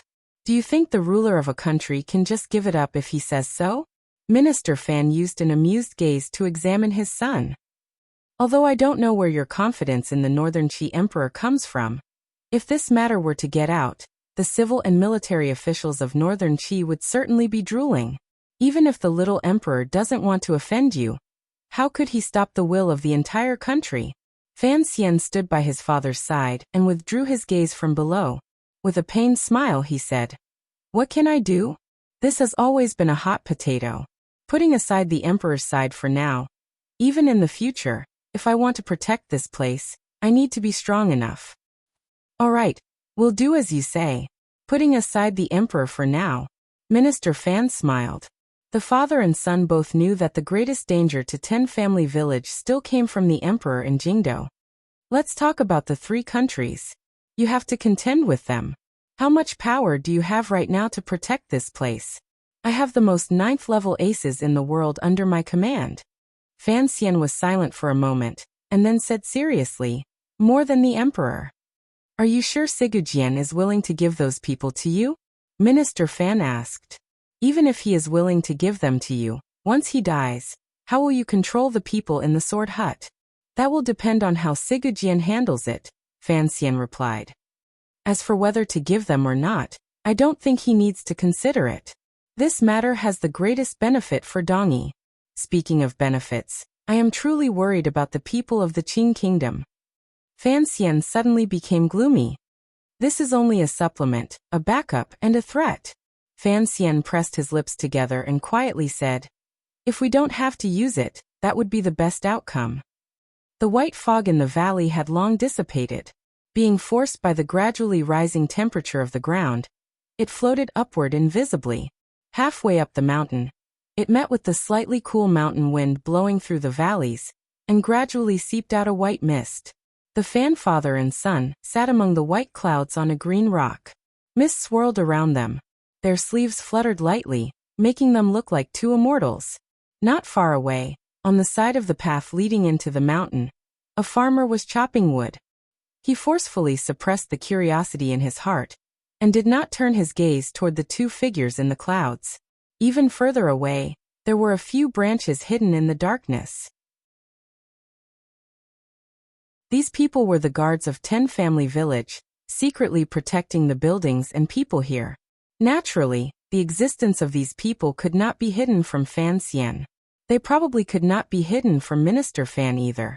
The 2 of them did not want to alarm too many people. They only silently watched the clouds rise and fall around them. They had been silent for a long time. Suddenly, Minister Fan calmly said, For a person to be able to change a world from his bones is something that has never happened in the thousands of years of history. Fan Xian did not reply. He knew what his father was talking about. Your mother was a genius. She had the bearing and talent of a celestial. Perhaps she wanted to use her own power to change this world. However, in the end she still failed. Minister Fan's expression was cold and wooden. However, there was an indescribable regret in this coldness and wooden. He raised his arm and waved his sleeve amidst the faint mist. Pointing at the buildings in the valley, he said emotionally, "Many years ago, on that wasteland in the north of Min, I was also like today, looking at the boundless magnificence of the scene, born out of desolation. Your mother's mind always had so many strange and wonderful ideas. Not only did she convince the people of the world, she also seemed to have convinced the heavens of the restrictions they gave us. How could one not be moved?" Fan Xian listened and was moved slightly. Back then, if your mother had not died, the palace treasury would certainly not be what it is now. Based on her thoughts, the Yi family's business would eventually spread all over the world.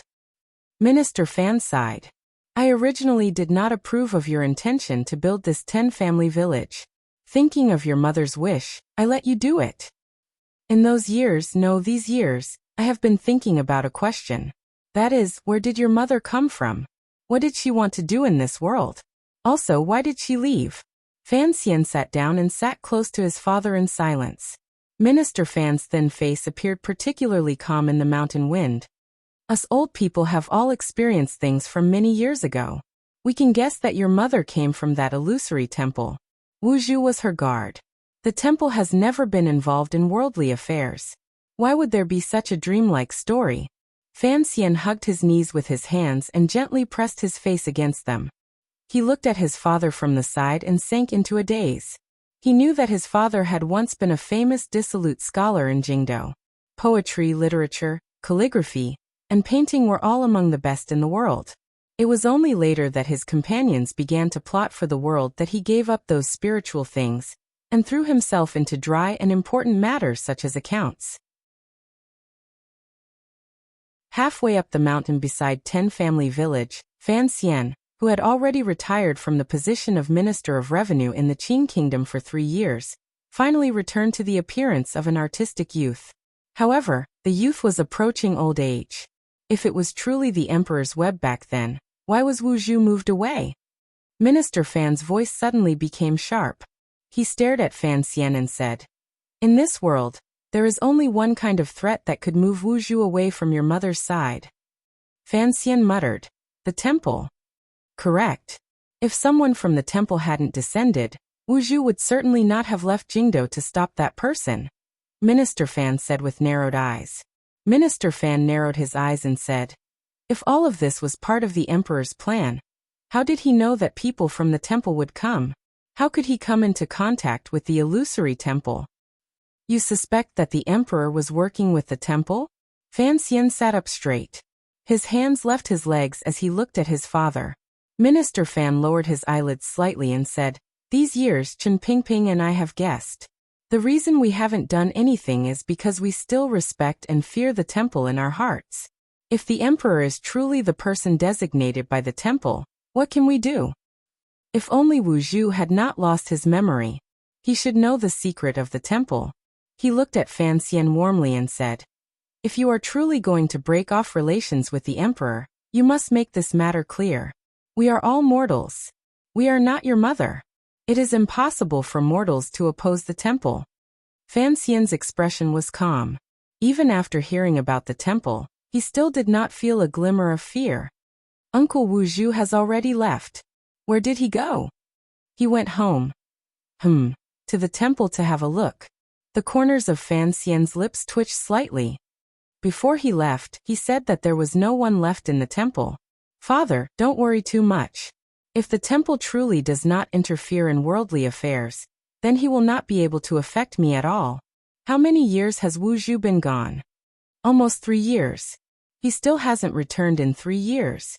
Minister Fan slowly closed his eyes. "I'm afraid there are some problems."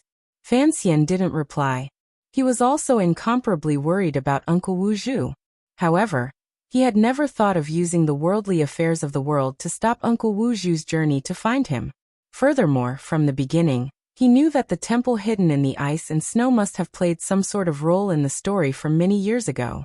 Hearing his father's analysis, he was increasingly certain of this point. Back then, Chen Pingping insisted that you send Xiao En back to Northern Qi. You should know now why. Yes, in the world, only Xiao En, Ku He, and Uncle Wuju know where the temple is. Naturally, Ku He would not say, and Uncle Wuju has never remembered. Only Xiao En knows, Fan Xian replied. The old director wanted me to know the secret of the temple. With these words, Fan Xian's eyelashes suddenly blinked. Many things from the past and the future were strung together in his heart. He even clearly remembered the conversation he had with the old man in the wheelchair by the pool in the Overwatch Council beside the fish that had sunk to the bottom of the sand. Chen Pingping waved his hand and furrowed his brows. In the future, you have to learn to open up your sights. Don't always stare at a single ministry, a single department, a mere official, a mere jingdo. You have to learn to stand higher. Fan Xian replied. Do I have to place my sights on the entire world? Chen Pingping smiled. Perhaps it should be higher. Where should one place their sights higher than the world be? Naturally, it was the temple high above the clouds and deep in the cold. Fan Xian's expression changed slightly. Only now did he understand that a long time ago, Chen Pingping had guessed that the temple stood behind the emperor. That was why he had him send Xiao En back to the north to remind him that the emperor was not just one person. Since you understand, it is good. The emperor himself is already incomparably powerful, but there is still a temple standing behind him. Minister Fan's eyes remained closed. Thus, I cannot summon any thoughts of rebelling against him. Since you dare, you have to dig up the roots. Fan Xian did not reply.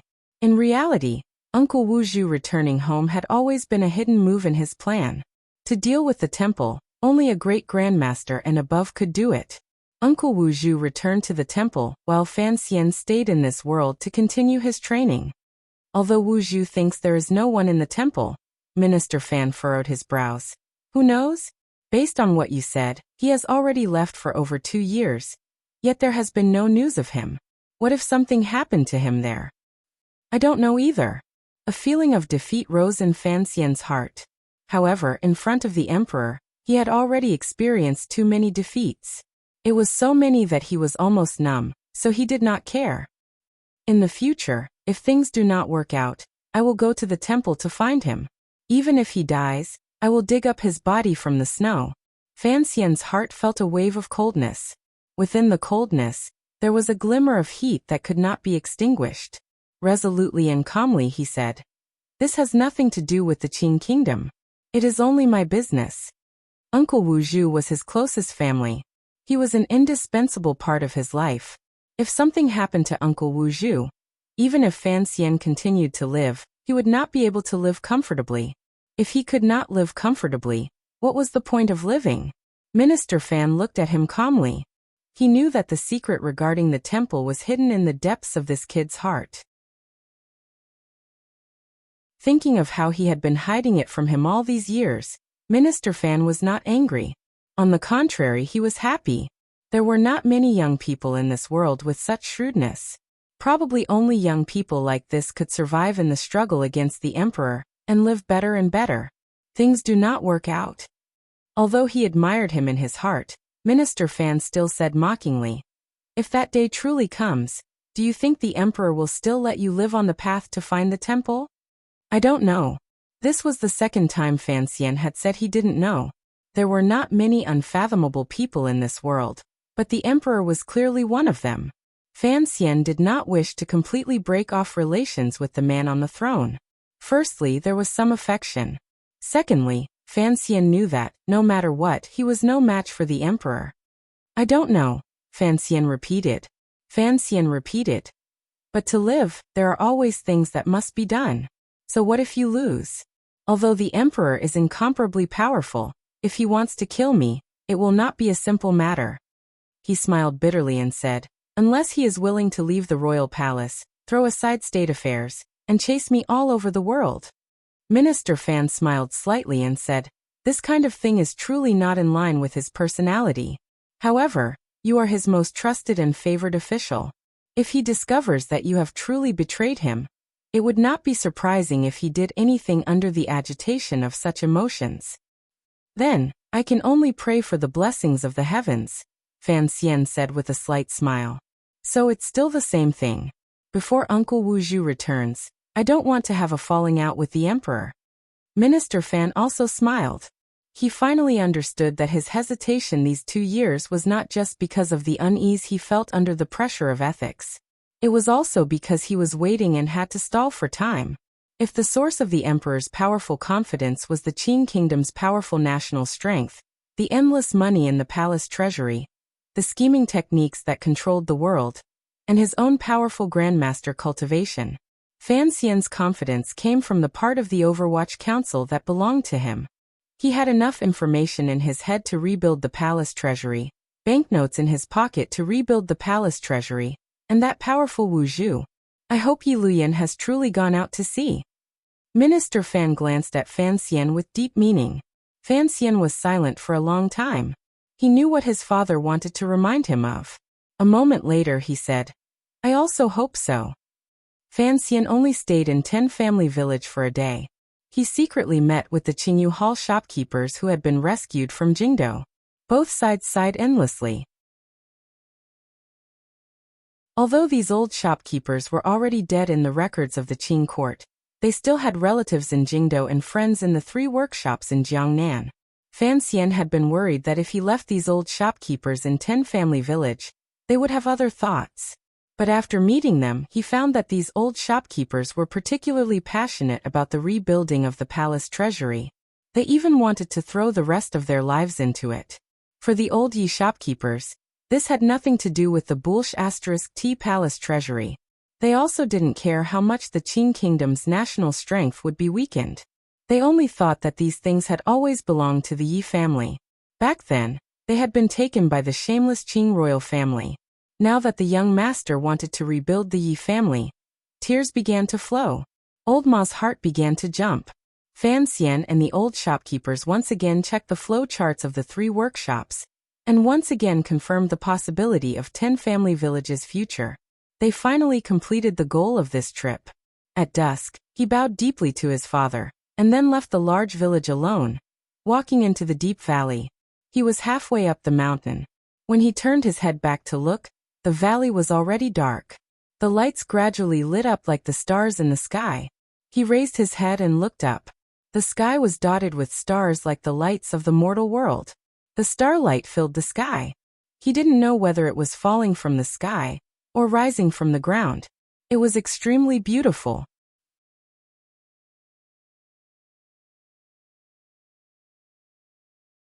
Chapter 670.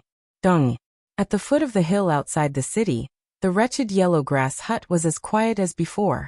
There was no sword light, sword wind, or the sound of swords slicing through the air. There was only silence. It was already late spring and close to summer.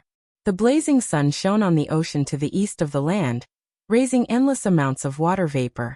It plunged all of Dongyi into a humid heat.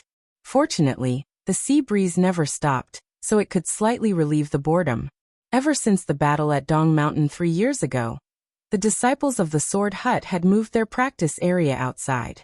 No one dared to disturb the Sword Saint's recovery in the depths of the hut. That was why the hut appeared so quiet. The invisible water vapor that filled the air grew colder as the sun sank. It sank toward the ground and slowly attached itself to the scraps of swords and metal, forming a few water droplets. The setting sun gradually set. A faint red light shone into the depths of the sword hut, and into the large pit. It clearly reflected the water droplets on the countless swords. They seeped into the blood-red color, making it look like blood. A few black flies flew in from somewhere, and curiously circled the sword pit, making a disgusting buzzing sound. These creatures didn't know what kind of position and reputation this pit, the swords in it, represented. They only instinctively stared at the red water droplets on the swords. They were incomparably confused. Why didn't this blood have a hint of a pleasant fishy smell? The weather was hot, so the natural icy fiendish aura in the sword grave was much fainter. That was why these black flies had enough courage to fly around. However, in the dark room next to the sword grave, there was an icy coldness that was completely different from the outside environment. Perhaps it was because the room had not seen light for a long time. Or perhaps it was because the great grandmaster lying on the bed was gradually approaching death, giving off a heart-palpitating coldness. There were no black flies, spiders, or webs in the room. No mosquito dared to bite the person wrapped in the thick blankets. In a corner of the snow-white wall, there was a long-legged mosquito about the size of a fingernail staring fixedly at the person it had bitten. The long-legged mosquito was shivering, its transparent wings stroking its withered body from time to time, reminding itself that it was still alive. Its two long legs also seemed particularly weak, and its whole body was suffused with an unhealthy brownish-yellow color, as if it was about to turn into a shell. It didn't fly away because it didn't find anyone in the hut that it could suck blood from. The people in the hut seemed to have some strange magic power. As long as it got close to them, it would be repelled by an invisible barrier and killed. Only the dying man on the bed didn't have that kind of ability. But the long-legged mosquito still didn't dare to fly down because it felt a chill coming from the dying man. In this hot day, it was so cold that it almost couldn't bear it. But it was still enduring, because it knew that the person was about to die. No matter how powerful a person was, as long as he died, he would turn into blood and rotten flesh. It needed blood, and the black fly brothers outside needed rotten flesh. Under the thick blankets, Sigujian's entire body was icy cold. He trembled endlessly. Each tremble brought with it a tearing pain from the wound in his chest. 3 years ago, he had been struck by the Qing Emperor's fist and one of his arms had been torn off by Yi Luyan. A month ago he had been stabbed twice in the chest by the shadow. Even though the poison Fei Jia had planted had already frozen all of his wounds, there was no longer any sign of life. Logically speaking, he should have died a long time ago, but he didn't die. He only opened his eyes and stared woodenly at the snow-white wall in the room, and the long-legged mosquito in the corner. He watched as the mosquito trembled and suffered, waiting for the mosquito to not be able to endure it and fall off the wall. The emotions in the great grandmaster's eyes were indifferent and calm. It was as if he had long seen through everything in the world, including the last part of life, the great fear between life and death. There was not a sliver of the ruthless killing intent from when he had killed 100 tiger guards, nor was there a sliver of the bloody sword intent from when he had massacred the manor. There was also not a sliver of the soaring, unyielding fighting spirit. There wasn't even the interest from many years ago when he watched the ants move under the tree. There was only calmness and the shadow of the withered, yellow-brown, trembling long-legged mosquito. Sigujian, on the verge of death, refused to die because he was waiting for someone. The room door was gently pushed open. The slightly warm twilight outside seeped in, and cast the young man's long shadow on the ground. Sigujian did not waste the last of his life. He glanced at him and didn't open his mouth to say anything. He knew that since the other party had rushed back, he would tell him some things he wanted to hear. Fan Xian left Jingdo and turned toward Weizhou. He then stealthily made his way to Ten Family Village. After traveling arduously for several days, he finally met up with the Overwatch Council group outside Dongyi. He didn't waste any time and rushed to the sword hut. Under Yin Zhilan's somewhat indifferent gaze, he pushed open the door and entered. He pushed open the door and entered again. He passed through 3 layers of doors and came to Sigujian's side with the sound of hurried footsteps. He looked at Sigujian's head, which was exposed outside the thick quilt. Only then did he realize that this sword saint great grandmaster's body was indeed very thin and weak. Even with 3 layers of quilts, it was still a very small section. Thus, his head appeared to be particularly large. Even at this stage, Sigujian was still not dead. This reality made Fan Xian feel secretly shocked. He looked at the old and cold face and said, "If the shape of the pool is not destroyed, one should draw in the spring water to fill one's body." He didn't say anything about the Qing Emperor's edict. He didn't discuss Dongyi's future. He didn't speak of the secret in his heart. In the first instant, Fan Xian recited the nameless martial secret he had cultivated since he was young clearly and generously, sentence by sentence. The nameless martial secret was divided into 2 volumes. Fan Xian had only cultivated the first volume in over 20 years of his life.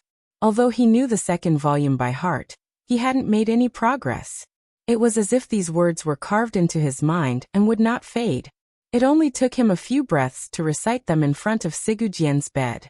He didn't have to worry about whether or not Sigujian could understand or remember. Even if he was about to die, he was still a great grandmaster. Following Fan Xian's words, Sigujian's gaze gradually moved away from the mosquito in the corner of the wall. No one knew where he was staring at. His indifferent gaze became sharp and focused like a sword. The body of the sword gradually glowed, shining and burning. Fan Xian's lips closed. He then waited silently and quietly to the side. Without needing him to open his mouth to explain, Sigujian could tell from these exquisite sentences, and the strange and unusually crude method of circulating qi, that the heart he was reciting was the Qing Emperor's tyrannical true secret. Sigujian's eyes gradually grew brighter as Fan Xian recited. As Fan Xian closed his mouth, they dimmed. "How do I cultivate the second half?" Fan Xian asked respectfully with his head lowered. "I cannot." Sigujian's voice was very weak and raspy, but his answer was very determined. Fan Xian was not disappointed. He continued to calmly ask, "But the emperor cultivated the second half. It is the way of the king." The pinnacle of the tyrannical way is the way of the king? Perhaps it was because he had finally learned the secret of the Qing emperor's martial method before he died, but Sigujian's spirit was much better than before. His voice gradually became smoother. With slight mockery he said, "The tyrannical at the peak is still the tyrannical. Did your emperor really think there could be any substantial change? Reality has already proven this," Fan Xian said with his head lowered. Fan Xian lowered his head and said, "The emperor has fixed the second half of the scroll. I want to know how he did it, and if it will affect him in any way." Sigujian sank into silence. A slight doubt gradually appeared in his light gaze. In the end, it immediately turned into a smile of understanding. In a quiet voice he said, "The meridians of the physical body will always have a limit. Even for a little strange creature like you, there will always be a limit. That is why, under the tree and in the manner of the master of the city, you taught me that I should put my heart first. A person's physical body will always have a limit, but the heart and will have no limit," Fan Xian continued. "Tyrannical." Sigujian coughed. His icy body trembled under the blankets. No one knew better than this great grandmaster, that no matter how extraordinary a person was, once their vitality was broken and their physical body was destroyed, they were no different from a normal person. If one can truly surpass the limits of the human body. Sigujian slowly closed his eyes and began to play out the scenes on Dong Mountain in his mind. The rain fell on the mountaintop. That finger broke through the rain and landed between Kuhi's brows. In an instant, half the lake's water went in and forcefully burst through Imperial Advisor Kuhi's sea of qi. It was that finger. Sigujian abruptly opened his eyes. His pupils rapidly constricted. In the end, they shrank to a small black dot like the tip of a sword. In a very slow voice he said, "One finger to move half the lake." No one can move vital energy so quickly because at the end of the cultivation of the meridians of the human body, no matter how broad, there are still limits. Fan Xian had not been on the mountain at the time, and didn't know what Sigujian was thinking. He didn't quite understand these words. He thought to himself that every person who practiced martial arts and raised their realm revolved around reality and power. The power was the so-called skill. Now he had to add the heart that Sigujian had taught him. However, reality was a person's true cultivation. Regardless of whether it was a normal cultivator's sea of qi and dantian, his own 2 circulations, or the snowy mountains behind his back, one had to have a foundation, and then follow the meridians to move. The human body had meridians, so it had to be limited by them. He felt that Sigujian's words were nonsense. However, Fan Xian gradually realized what Sigujian was saying. His expression changed slightly. Complicated emotions seeped out of Sigujian's cold and serene eyes. In the end, these emotions became a thick sense of mockery, coupled with the slight wrinkle that he had forced out with difficulty at the corner of his mouth. It appeared harsh and disdainful. A low and strange laugh rang out from Sigujian's dry lips. It was particularly ear-piercing. No one knew if he was laughing at the Qing Emperor himself, or Fan Xian's overestimation of his own abilities to want to learn the latter half of the nameless martial secret. He looked at Fan Xian calmly and said each word clearly. There are no meridians in the Qing Emperor's body. Although Fan Xian had already guessed a little from Sigujian's words earlier, hearing these words abruptly, it was still like his mind had been struck by lightning. His mind buzzed with shock and confusion. The Emperor had no meridians in his body? But how could someone without meridians survive? The latter half of the scroll still walks the path of the tyrannical way.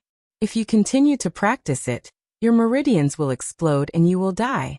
Even if you're lucky, you can only become a cripple for life. Sigujian looked at Fan Xian and coldly said, if you don't explode your meridians, it is impossible for you to do the methods in the second half of the scroll. Those directions are not normal. Even if you practice for another 50 years, it will be useless. Fan Xian took a few deep breaths and forcefully suppressed the shock in his heart. He knew that Sigujian's analysis was correct. A few years ago, he had already practiced the tyrannical Zhenqi to the peak. At that time, he had already stepped into the doorstep of the 9th level, and was in high spirits. Outside the Jingdo government yamen he had broken Xiebai, and soared with his fist. Unexpectedly, it had caused the Zhenqi in his body to explode and injure his meridians. He had painstakingly healed his injuries. In the end, after the Hanging Temple, during a pursuit and the Shadow's desire to kill, the hidden danger in his body exploded again. In the end he was stabbed by the Shadow and seriously injured. Fan Xian had encountered the hidden danger of practicing the tyrannical martial method twice. More accurately speaking, when he was still a child, teacher Fei Jie had already sensed the great danger he would inevitably encounter in the future. That was why he had left him that large red pill. In the end, the large red pill had been sent into the Empress Dowager's mouth. Fan Xian knew it was only because he was lucky that he had survived after his Zhenqi had broken the limit twice, and his meridians had been greatly damaged. He had relied on Begonia Duodua's life-saving grace and Northern Qi's Tianyi Dao's secret natural martial method. In Jiangnan he had used Tianyi Dao's natural Zhenqi to repair for a long time before he had healed the damage to his meridians. It was not until the two completely different types of Zhenqi had been cultivated to great success at the same time, and circulated in two separate circulations in his body, supporting each other. Only then did he truly distance himself from the danger of Zhenqi exploding in his body, and the shadow that had accompanied him since his childhood. However, he had received confirmation from Sigujian's mouth that if he wanted to practice the second half of the scroll, he would have to allow the Zhenqi to explode in his body and shatter all the meridians in his body. Fan Xian's face became deathly pale. Lying frozen in bed, difficult to eat and difficult to speak, such a life was not for a person to live. Furthermore, with all the meridians in his body shattered, how could he survive? Whether or not he can survive after his meridians are shattered is up to fate, Sigujian said coldly. Without question, the Qing Emperor is a very lucky person. Even if he was about to die, Sigujian would not admit that the Qing Emperor was fated. Fan Xian was silent for a long time. He then shook his head. Luck cannot solve problems. My luck was not bad. The first time my meridians were damaged, I did not die. But I know that if my meridians are completely shattered, I can only become a useless person. Furthermore, the pain that is everywhere in my body is not something a person can endure. But the Qing Emperor endured it and lived. Sigujian lowered his eyelids slightly and sighed imperceptibly. Fan Xian had sunk into a state of stupidity. He had many dreams or ideals in this life. Putting aside the worldly problems of his wife, children and money, the nameless martial secret that had accompanied him for his entire second life had faintly become a part of his life. Although he had never said it explicitly, in his heart he greatly desired to be able to practice this martial secret to the second volume.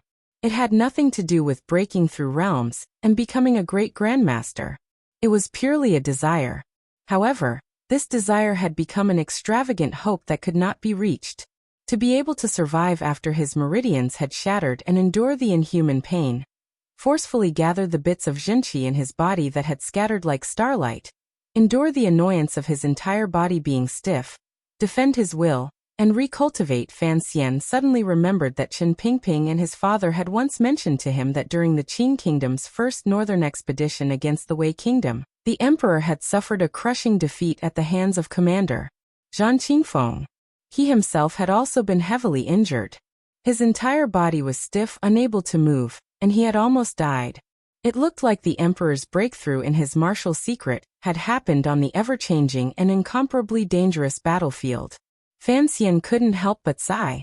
Regardless of what his feelings toward the emperor were, when he thought of the scenes on the battlefield, the torture the middle-aged man had experienced in his body, and the miraculous changes, he still felt a sense of admiration.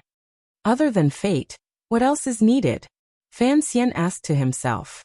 Perseverance, extraordinary perseverance. Otherwise, it would be impossible to endure that kind of pain, the torment between life and death, the fear of being sealed in the darkness and struggling against the unknown. Sigurd said indifferently.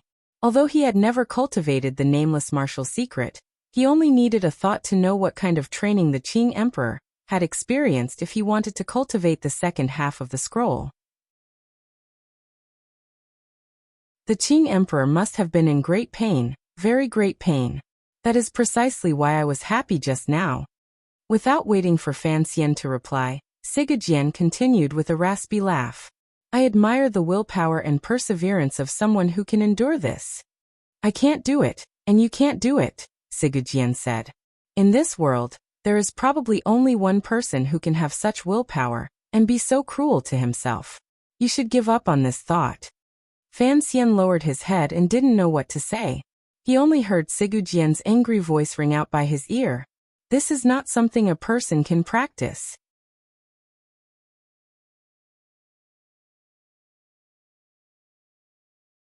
Chapter 671. Just because it was not something people practiced did not mean that those who practiced it were not people. It could only mean that the great emperor of the Qing Kingdom had cultivated an incomparably firm and extraordinary heart for the sake of the desire in his heart. Fan Xian sat by Sigurd bed and thought of this matter. He couldn't help but feel a slight chill in his heart. He couldn't suppress the feeling of looking up at a tall mountain. Although the mountain was not necessarily beautiful or approachable, it was tall and distant, piercing straight into the white clouds and making one's expression change. He took a deep breath and rubbed the slightly sore corners of his eyes. In a low voice he said, in terms of talent, Haiteng is enough. In terms of willpower, 13th Wang is enough. In terms of diligence, I don't think I'm worse than anyone. However, up until now, I still can't see any opportunity for the latecomers to take that step. Why is this? Don't ask me. After Sigurd angry curse, he slowly closed his tired eyes. In a raspy voice, he said intermittently, I was just thinking that all of us old fellows are dead and only the emperor is left in this world. Presumably, he would be lonely. After a moment of silence, Sigurd suddenly continued to say mockingly, I'm afraid that on Dong Mountain, he had already begun to feel lonely. No one knew if the faint mockery at the corners of his lips was directed at the Qing emperor or himself. Fan Xian suddenly said very seriously, I want to confirm something. Yi Luyan, has he truly left the land? Sigurd thought deeply for a long time, and then slowly moved his jaw with great difficulty. Fan Xian took a deep breath and then said, If so, then so be it. Sigurd closed his eyes and said, It looks like you've finally learned something and decided something during this return to the Qing Kingdom. Fan Xian was not surprised that this great grandmaster could determine the emotions hidden in his heart from his words and emotions. After all, he was not a true idiot. Smiling slightly, he said, Even if it's not raining, you still have to bring an umbrella. It's always good to be prepared. Where is Wuxia? Sigurd immediately pointed out the essence of the problem. Fan Xian did not directly answer his question. Instead, he asked, What do you know about the temple? With these words, Sigurd understood Wuxia's whereabouts. A rare peaceful smile rose to his face. The temple? It's just an inanimate object. You don't have to worry too much. Even if your emperor's cultivation method was passed down from the temple, so what? The temple won't personally help him. Fan Xian was not too sure of this. After all, many years ago, it seemed that the temple had heard the Qing emperor's prayers and sent out an envoy to move Uncle Wu Zhu out of Jingdou. Now that Uncle Wu Zhu had gone far away to the temple, just what kind of result he would obtain in the end seemed to have the most fundamental and far-reaching influence on the situation in the world. Sigujian closed his eyes. It was as if he could feel the deep worry and faint fear in the depths of Fan Xian's heart. After a moment of silence, he said, "The temple is actually just a temple. It's not a true god." Fan Xian's heart jumped. He asked, "You've been to the temple?" "I'm not a freak like Ku He and Xiaoan. Why would I go to that godforsaken place?" Sigujian furrowed his brows. It was clear that the thoughts in his heart did not match the tone of his words. "Besides, I don't know where the temple is. However," he continued, "you have to understand one thing.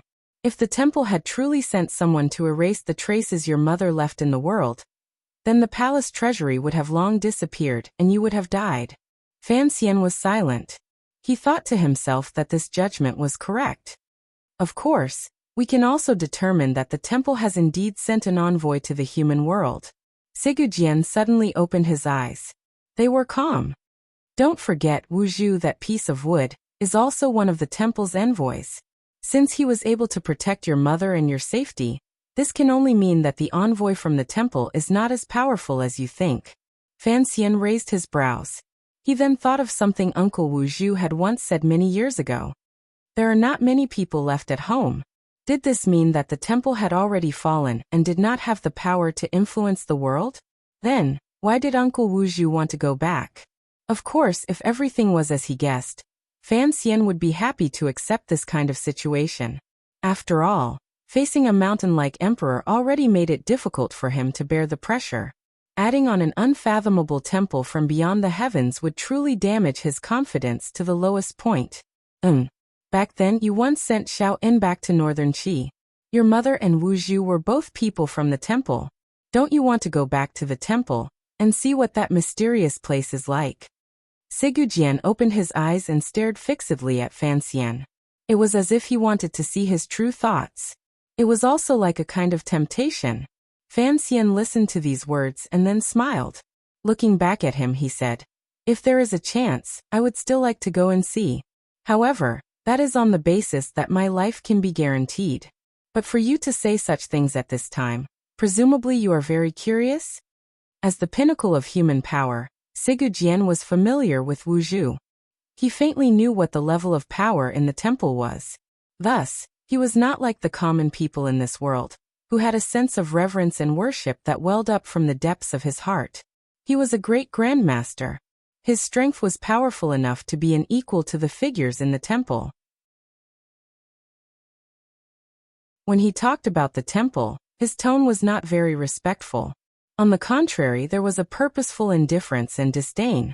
However, people were curious, and great grandmasters were no exception. This was especially true for a great grandmaster who was about to die.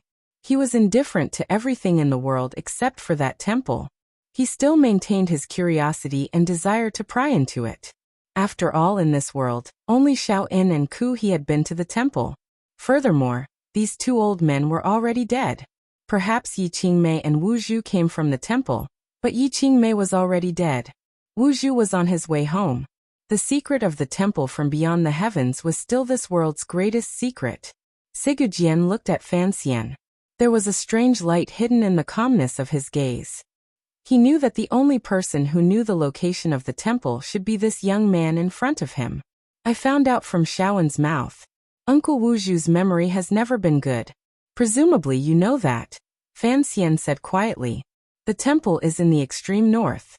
After passing through northern Qi's borders, you still have to travel for many months on the snowy plains and frozen earth, until you reach a place where it is always dark. If you are lucky, you will be able to see a grand and solemn black-green building. That is the temple." Sigujian fell silent. Before death came, he finally knew where the temple was. It seemed that he had obtained his wish and should be calm. However, the thin and small figure under the thick blankets clearly gave off a faint sense of melancholy. "So it is in the extreme north where there is no sunlight all day. Is it the nether world?" Sigujian's eyes were like an ancient well as they slowly rippled with ancient lines. He sighed and said, "It is indeed not of this world. Is it the nether world?" Fan Xian narrowed his eyes and looked at the withered face under the quilt. Suddenly, he found that the face gradually emitted some kind of light. Could it be that knowing the location of the temple had caused this dying great-grandmaster to suddenly explode with some kind of obsession? Fan Xian did not explain what the extreme day and extreme night were. These concepts did not belong to this world. There was no need to say it and cause a headache. Since Sigujian was willing to think that the temple did not belong to this world, perhaps this kind of understanding would allow this great grandmaster to retain his concept of this world. Is it the heart yearns for? Sigujian sighed with admiration. I had thought that if the Dong Mountain matter could be successfully concluded, I would travel to the ends of the earth to find the temple. Everyone is curious about the unknown. Fan Xian could understand this kind of emotion. Sigujian's eyes narrowed slightly. Like a cold sword piercing the roof, he said in a raspy voice, "I just want to see if I can tear down that broken temple with the sword in my hand." Tear down the temple. After Fan Xian paused, countless complicated emotions rose in his heart. He had thought that Sigujian was just like Ku He and Xiao In the past, willing to go to the temple from beyond the heavens to satisfy the desire to explore the unknown that was in every life. He had not thought that this great grandmaster wanted to challenge the temple. With a sword behind his back, he walked slowly through the snowy plains, met the green mountains, entered the thick doors, pointed his sword at the illusory temple, and killed all the people in the clouds. What kind of heroic spirit was this? If the Dong Mountain matter had gone as Ku He and Sigujian had planned and the three sides of the world had settled, Sigujian would have grown tired of this world, and probably would have walked the path of challenging the path of heaven. The name for the path of heaven in this world was the temple. Thinking of that scene, even someone as steady as Fan Xian couldn't help but be moved slightly. However, he knew that all of this had already ended with the Emperor's punch on Dong Mountain. In the end, Sigujian would probably never reach the temple in his entire life, much less point his sword at it. This was indeed a pity. "Will you go to the temple?" Sigujian suddenly asked as he stared into Fan Xian's eyes. "I don't know much about the temple, so I don't have any great ill feelings." In his previous life, Fan Xian had seen countless shameless religions. In comparison, the temple in the Qing Kingdom's world was far away and rarely interfered with worldly affairs. Fan Xian approved of this style. Furthermore, because it was mysterious and unfathomable, Fan Xian could not develop too many conflicting emotions. The temple does not interfere with worldly affairs? Sigujian smiled slightly. Then, how did your mother come out? How did the world change? Why is the Qing Emperor the current Qing Emperor? Perhaps those lofty people in the temple truly only watch all of this with cold eyes, but we grew up on this land. Why should they watch us live? This kind of feeling is not good. It makes me think of many years ago, under the large tree, watching those ants move and fight, Sigujian said coldly. But I am not an ant. I don't like being watched by others. Fan Xian was silent for a long time. He then said, "If there is a day in the future when I go to the temple, I will carry your ashes there." Sigujian closed his eyes and said, "Not many of the things you say are true." Fan Xian suddenly realized that this great grandmaster's tone was like that of a child's. He couldn't resist smiling. "I am not a god of death like you. I don't have the courage or power to kill a god. If I have no other choice, I don't want to go to the temple to seek my own destruction." Pausing, Fan Xian scratched his head and said, "Of course, who knows what will happen in the future? If there is such a day, I will scatter your ashes on the stone steps of the temple and hit the feet of those immortals. It will be considered as fulfilling your wish." Sigujian said, "Then when you burn it in a few days, you can't make the fire too strong. I don't have many bones in my body. If they were all burned to powder, it wouldn't hurt. You have to leave some large joints." Fan Xian replied, "That is indeed something to pay attention to."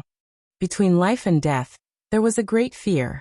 Amidst this fear, Sigujian and Fan Xian smiled and talked about future matters, the remains, the size of the fire, and where it belonged. The atmosphere was relaxed. However, Fan Xian couldn't help but feel a strange sense of sorrow. The sun had mostly set. The sea breeze blew past the city, lightly brushing across thousands of li. It went straight into the depths of the grass hut, and stirred up a gust of wind outside the quiet room of the sword hut. Thousands of swords in the pit moved at the same time, making a ringing sound that moved one's heart.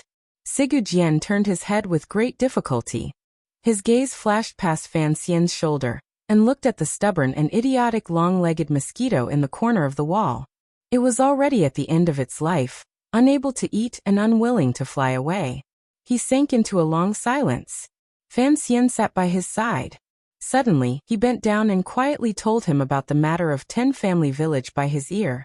Ten Family Village was located between northern Qi and Dongyi. If it truly wanted to grow, it could not do without the powerful support of the sword hut. The existence of Ten Family Village would certainly bring great benefits to Dongyi. Unexpectedly, after Sigujian heard that the Yi family was preparing to open a second battlefield in Dongyi, his expression remained calm and unchanging. He only stared at the corner of the wall. It was as if he did not care at all what Dongyi would become after his death. For a moment, Fan Xian thought he had misjudged Sigujian's intentions before his death. He had once taught him that the most important intentions were intentions. Sigujian opened his mouth and said, "There is a small booklet under my pillow. Before Kuhi died, he gave it to me from Qing Mountain, and asked me to give it to you. I don't understand the things in the booklet. I hope you can understand them." Fan Xian was startled. He didn't know what was written on the booklet for the two great grandmasters to take it so seriously before they died.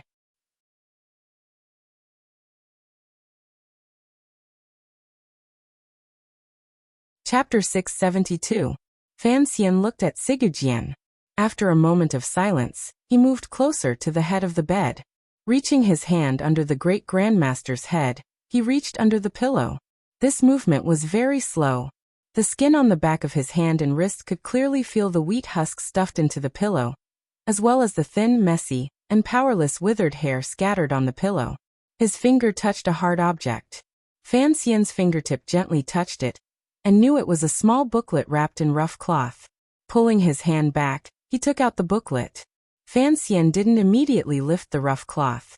Instead, he stared in a daze at the booklet, confirming the guess in his heart. This was a relic left behind by Imperial Advisor Ku He. It had been solemnly given to him by Sigujian's hand. Presumably, it was a rare treasure. For such a thin booklet, the true value was probably the things recorded in it. Sigujian did not rush him. He only calmly and indifferently looked at the corner of the wall.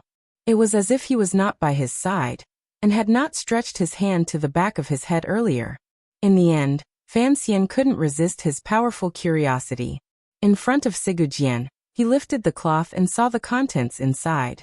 Different from what he had imagined and what Sigujian had said, it was not a small booklet inside. Rather, it was two booklets.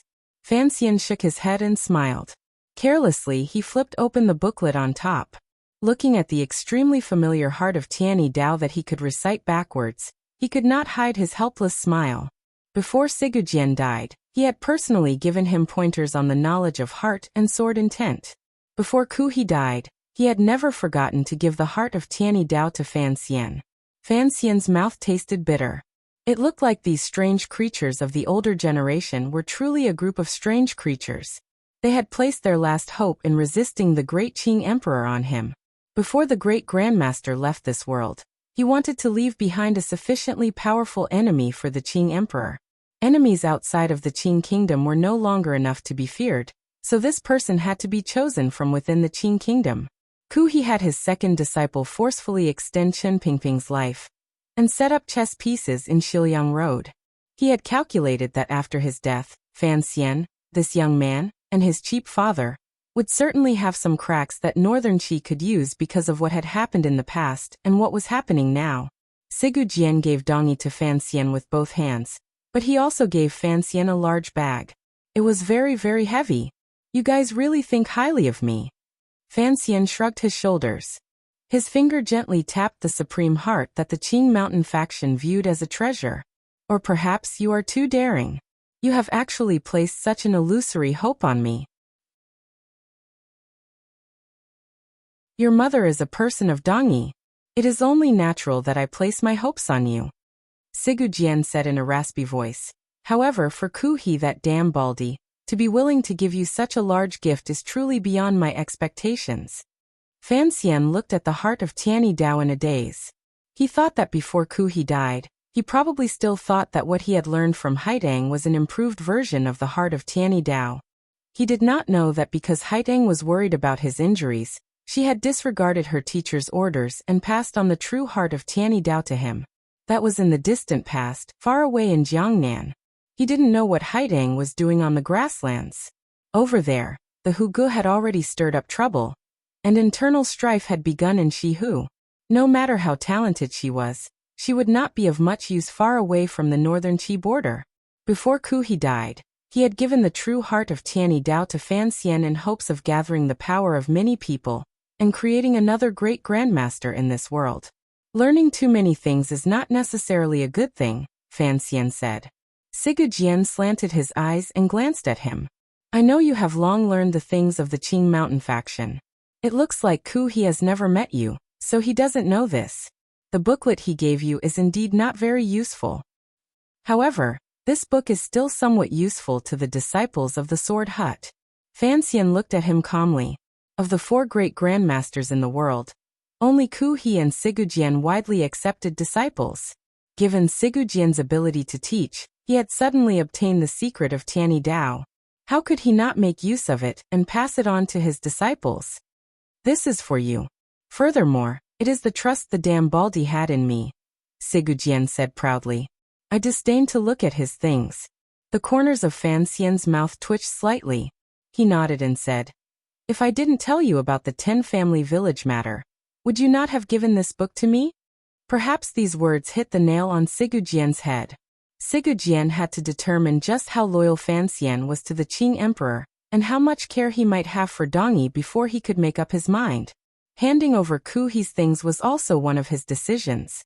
This great grandmaster did not admit to this. He only coldly said, You have learned this book before. What difference does it make if I give it to you or not? But there is another book below. Fan Xian's gaze gradually calmed.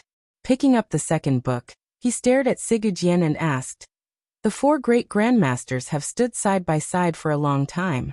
You disdain to look at Tianyi Dao's martial methods because you are very familiar with Kuhi's martial methods. You know that no matter what realm you practice it to, it will be impossible for the Sword Hut to make a qualitative leap. Are you not curious as to what the small book Kuhi solemnly handed to you is placed with the heart of Tianyi Dao? The small book was even thinner, only about 20 pages. Fan Xian's palm pressed against the book. He looked at Sigujian with a smile and waited for his reply. Of course, I am interested. I never knew that Kuhi, that damn baldy, had any other abilities other than those lousy zhenqi he used to plant flowers and trees. Sigujian said in a raspy voice. Earlier, you said what was the use of learning miscellaneous things. Of course, learning miscellaneous things is useful. Even if you don't use it, you can look at it. So you looked at it. Sigujian did not deny it. Coldly he said, I want to be a postman so I can look at it. After a moment of silence, Sigujian closed his eyes slightly and said, Unfortunately, I don't understand it. As he said this, Fan Xian had already curiously flipped open the small booklet below. He was very interested in what was recorded inside. However, when he flipped open these thin pages, he was disappointed. Something that even Sigujian could not understand. Fan Xian could not understand even more. In terms of martial arts realm, comprehension and spirituality, Fan Xian was far behind this great grandmaster. He looked disappointedly at the strange words on the page. And the strange combination of words. He stared fixedly at them, but he could not understand them. Purue mawe na, purue go. Kikaremo. Deweishi. The sky above the Sword Hut had completely darkened.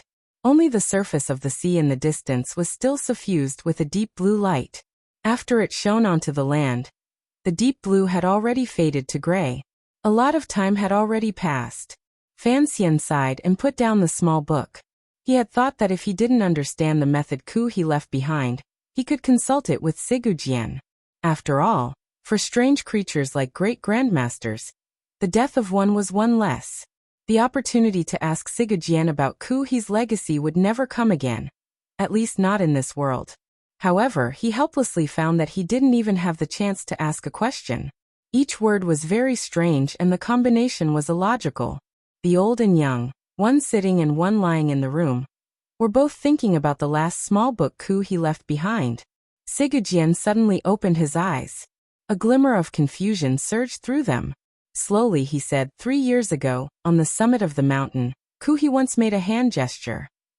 The summit of the mountain was the summit of the Great Dong Mountain, the Great Grandmaster Battle. Hearing these words, Fan Xian's heart immediately jumped. He listened carefully. Sigurd coughed and sank into silence again. What hand gesture was that? Fan Xian asked with furrowed brows. It should be the magic of the West. It was rare for Sigurd to not be confident. In his opinion, in the hearts of all the martial artists in this land, the Western magic and the sorcerers who practiced it were of little value. Given Ku He's realm and strength, how could he spend time practicing such useless things? After hearing these words, Fan Xian was enlightened. His palms slowly came together in front of his chest. A satisfied smile rose to his face. He couldn't help but shake his head.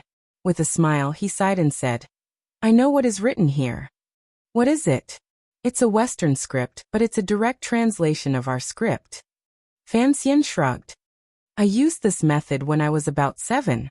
I didn't think that such a powerful figure as Master Ku, he would use such a childish method. Of course, what made Fan Xian think of this was not just the familiarity of those strange words, which brought him a sense of familiarity from a Western-style translated novel. It was also not just because he had once trained hard to feed your mother 3 pieces of meat. More importantly, it was because he thought of a novel he had read in his previous life. Sir Jean had written it about the 9 manual, Guojing, that fool, and Wu Li's smearing of that human skin. Sigurd furrowed his brows and said, Western words? Is it really some kind of magic? What kind of use is that? Who knows? Fan Xian felt a headache coming on. Looking at the 2 little books in his hands, he thought for a moment, and then carefully put them into his clothes. Since Master Ku he left them for me, they should still be of some use. Don't put your energy into these useless things, Sigurd said. He still maintained an innate disdain for the barbaric things of the West. This was probably the natural condescension of an advanced civilization toward an undeveloped one. It is inclusive and adaptable, Fan Xian replied. Who knows what benefits I will get after learning it? You can understand these messy words? For the first time, Sigurd furrowed his brows and looked at Fan Xian in surprise. This little book had been in his hands for more than 2 years. Although he had the pride of a great grandmaster, and had not peeked at the heart of Tianyi Dao, he had still studied this scribbled book for a long time. He also wanted to know what deep meaning Ku he had in leaving such a thing behind. However, no matter how he studied it, he made no progress. If it was a Western language, Sigurd controlled Dongyi. The officials and commoners in the city often interacted with foreigners, but he had never heard of any foreigners speaking such a language. Fan Xian smiled and said, I'll also have to slowly guess. I learned some before, but I've pretty much forgotten it. The words on the booklet that Ku he left behind were in Italian. The foreigners that the Qing Kingdom and Dongyi had dealings with basically all used a kind of altered Spanish or English. Fan Xian hadn't studied it very carefully. In any case, it was generally like that. Fan Xian had learned Italian. In his previous life, he had taken it as an elective in the 2nd year of university. Was this a coincidence or fate? Everything had been said. The matters that Sigurd needed to hand over had already been discussed with Fan Xian. They had already discussed each other in detail. Fan Xian rose from the side of the bed. Just as he was about to leave the room, he suddenly lowered his eyelids slightly and asked seriously, I still don't understand why you chose me. Yi Qingmei could indeed be considered half a Dongyi person, but it was clear that she had put in more effort in the Qing kingdom. Anyone who had seen the yellow-clothed woman frowning at the riverbank would think this. Just because of the so-called household registration, she placed the freedom of Dongyi on Fan Xian's body, on this young noble of the Qing kingdom who had once caused Dongyi to suffer countless losses. Did she not need a reason? Sigujian said. It is said that a person without hobbies cannot be befriended. I once judged that you have no heart for the world, so you cannot succeed. However, a person without hobbies is nothing more than two kinds. One is a saint, and the other is a fake. You are a person without hobbies, Sigujian continued. Sigujian continued. After Dong Mountain to me, you suddenly developed a bit of your true nature. However, it has been hidden very deeply. Thus, I think you should be walking the path of the former. Is there someone in this world who does not act for his own personal benefit or the benefit of a country, but only for his own peace of mind? Sigujian looked at him indifferently. There was one before, and I hope there will be one in the future. If my gamble is wrong, then it's wrong. I don't care. A person who is about to die is always the bravest gambler. Fan Xian was silent for a long time. He then walked out of the quiet room, and to the side of the sword pit. He saw 13th Wang, silently crying sorrowfully and wiping his tears with his sleeve like a child. The 1,000 swords in the pit were icy cold.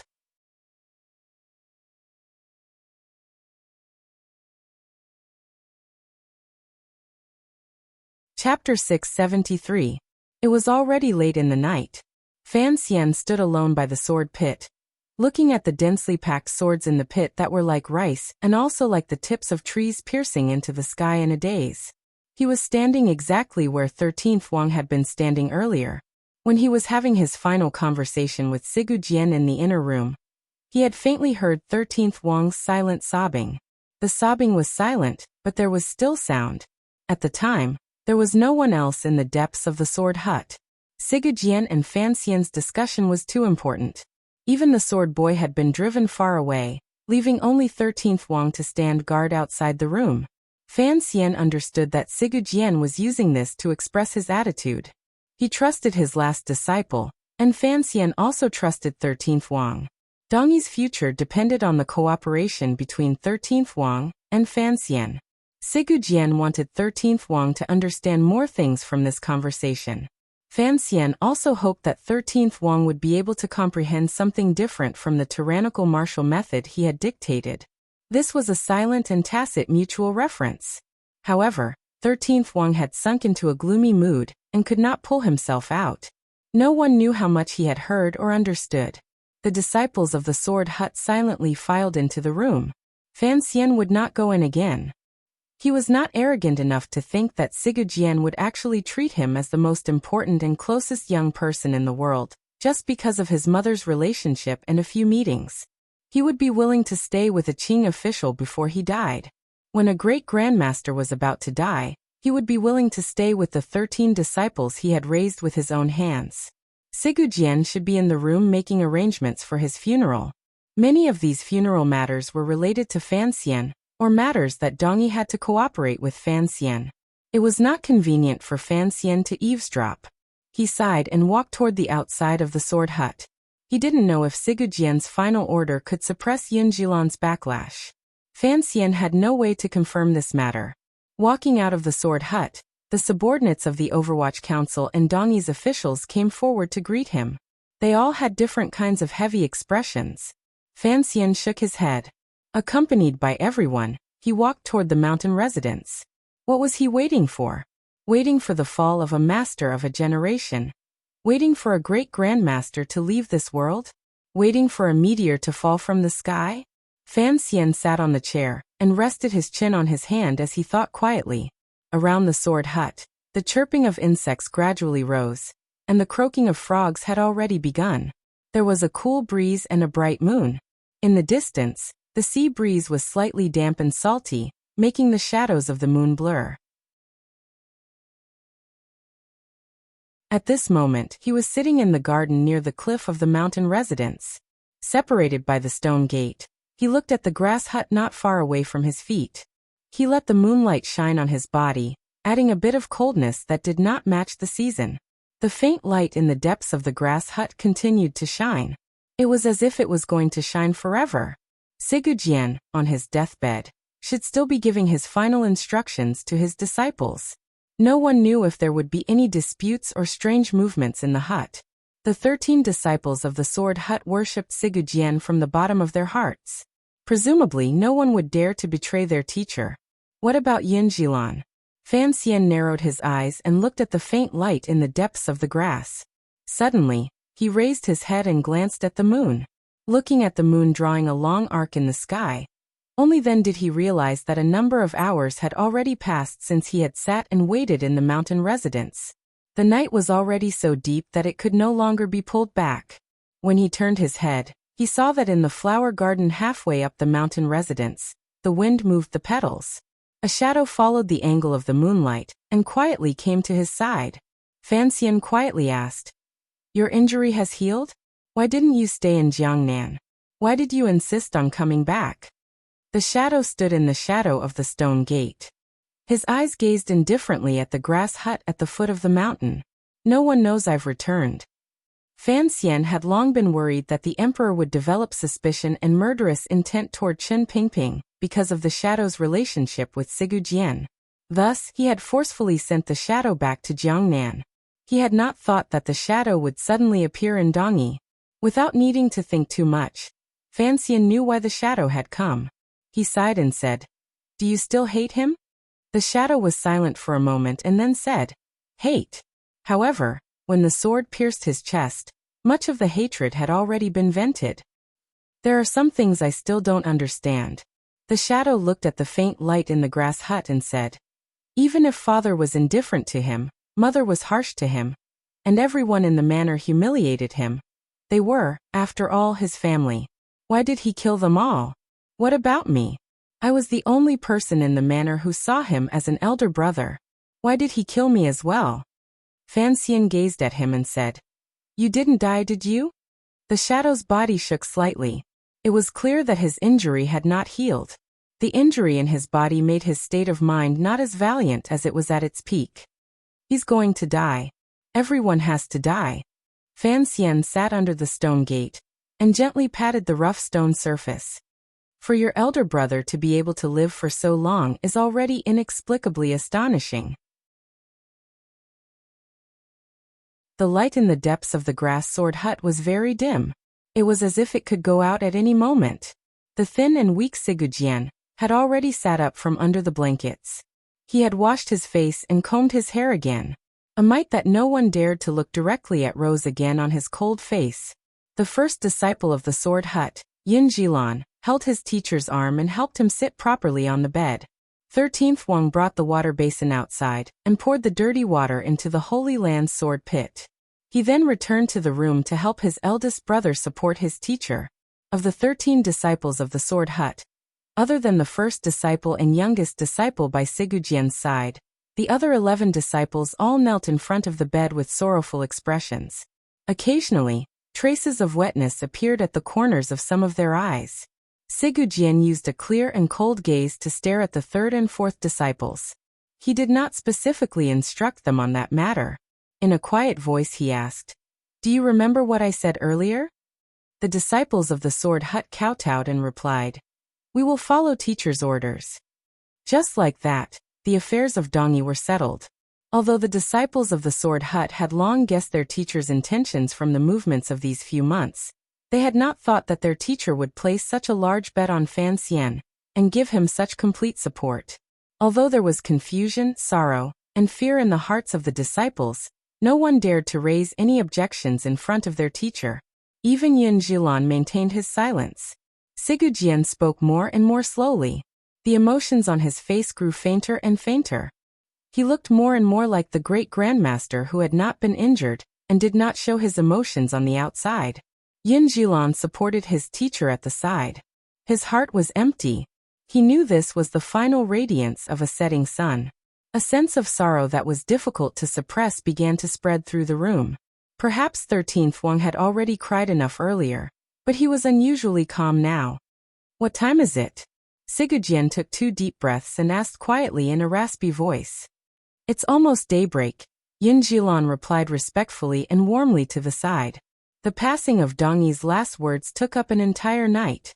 No one knew what other plans Sigujian had laid down after he sent Dongyi away with both hands. No matter what you do, once you make up your mind to do it, you have to do it to the extreme. Just like in the future of the sword hut, since I have chosen him, you have to help him to the extreme. Since it is a large gamble, you have to put all of your capital into it. Any self-reflection or hesitation is a pain that Dongyi will find difficult to endure. Do you understand? Sigujian sat on the bed. His gaze slowly swept across the disciples on the ground and finally landed on Yunjilan's face. Yunjilan was silent for a long time and then nodded. Sigujian gave a rare smile. He understood his eldest disciple too well. As long as he had promised something, he would carry it out. Help me up the mountain to have a look. The sky is about to brighten. I want to have a look. An inauspicious croaking suddenly rang out from Sigujian's chest. It sounded like the sound of a netherworld spring calling for water under the yellow earth. The great grandmaster's face also began to show a strange whiteness. Yunjilan's heart ached. He held tightly to his teacher's withered arm. On the other side, 13th Wang also held Sigujian's other arm. The two disciples met each other's eyes and carefully helped Sigujian down from the bed. The second disciple of the sword hut kneeling at the very front of the bed moved forward on his knees. Using the fastest speed, he held Sigujian's feet and helped him put on his tattered straw sandals. However, Sigujian had been bedridden for more than a month. The poison and injuries had all broken out. His feet had long swollen. Putting on the straw sandals, it was possible to see the swollen areas where the straps of the straw sandals had tightened the swollen areas into lumps. Sigujian didn't seem to feel anything. He only let out a comfortable sigh. The second disciple knew that his teacher's feet were already numb. He gently stroked his feet, and his tears fell onto the stone floor in front of the bed. The moon was like a hook, gradually disappearing into the slightly gray horizon. Most of the sky above Dongyi was still pitch black and deep blue. Only the eastern side showed the white of a fish belly. Fan Xian, who had sat by the stone door for an entire night, felt tired. He rubbed his temples and told himself not to fall asleep. Suddenly he opened his eyes and abruptly rose. He watched as the light in the depths of the grass hut suddenly went out. He knew that Dongyi's funeral arrangements had been made. Immediately after, he saw a scene that would be deeply engraved in his heart for many years to come. In the distance, the thin and short Sigujian walked out of the grass hut with the support of Yunjilan and 13th Wang, and the protection of all the disciples of the sword hut. Following the path of the grass hut, he walked with great difficulty, silence, and even solemnity toward the mountain behind the sword hut. The shadow stood behind Fan Xian, and also saw this scene. He was silent and didn't speak. Faintly, he seemed to be able to see Sigujian, at the end of his life, glance back as he was being supported up the mountain by his disciples. That glance landed on the stone door of the mountain residence. It was unknown whether he was looking at Fan Xian, who held Dongyi's future in his hands, or his younger brother, the Shadow, who represented Dongyi's childhood memories.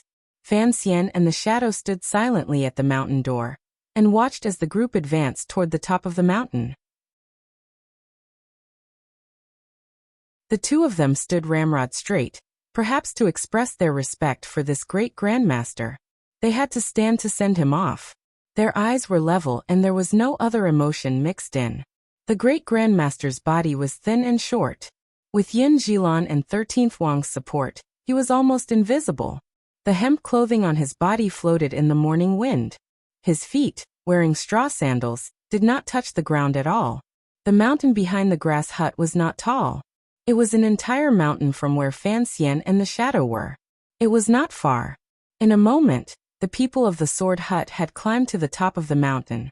The rising sun on the eastern sea leaped out of the serene coastline and climbed up. Fan Xian narrowed his eyes and watched as the first ray of light in the world passed through the surface of the sea. The private residences in Dongyi, the aura of the mortal world, and the gaps in the trees. It shone on the small mountain behind the grass hut, on the bodies of the disciples of the Dongyi sword hut, and on the face of the thin great grandmaster at the very front. A faint golden light immediately rose to the great grandmaster's face. Although he was at the end of his life and his body was weak and small, he suddenly towered above all life. This was not the aura of sword intent. It was the feeling of this person's existence. Fan Xian glanced toward the top of the mountain. Among the crowd he was the only one he could see. Sigujian stood calmly by the edge of the cliff and allowed the warm and familiar sunlight to hit him from the other side of the sea. He narrowed his eyes slightly and sniffed the air of Dongyi and the aura of this place. He was silent and didn't say a word. No one knew what he was thinking. No one knew if, in the moment of his death, the history of the past and everything in the past had become a number of images in the great Grandmaster's mind. Following the golden light of the rising sun, they changed endlessly in front of his eyes. The ants under the tree, the friend covered in black cloth, his brother, the rain, the dead man, the burning of the manor, the sword pit, the tattered cloth and trash in the pit, his disciple, and more disciples. Another sword, a large sword, a heavenly sword. One sword swept across the world. One sword protected the mighty city. The city was not broken. The sword was not broken.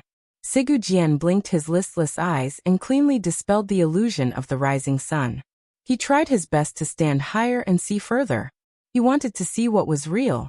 However, his legs had no strength. His gaze was also blurry. Yinjilan and 13th Wang sensed their teacher's thoughts and quickly helped him up. Sigujian suddenly felt his gaze become clear. He saw the Dongyi he had protected for decades. He saw the smoke rising from the chimneys in the city. He saw the busy merchants setting up the morning market. He saw the wealth flowing through the city's marketplace. He saw the people's happy smiles. In the moment of his death, he suddenly felt that he didn't want to see these things. He turned his head slightly and saw the grass hut he had lived in for many years. Many years ago, it was actually just a broken grass hut. He had lived there for a long time, killed many people, and taught many people. He was very proud. Finally, Sigujian saw the large tree outside Dongyi.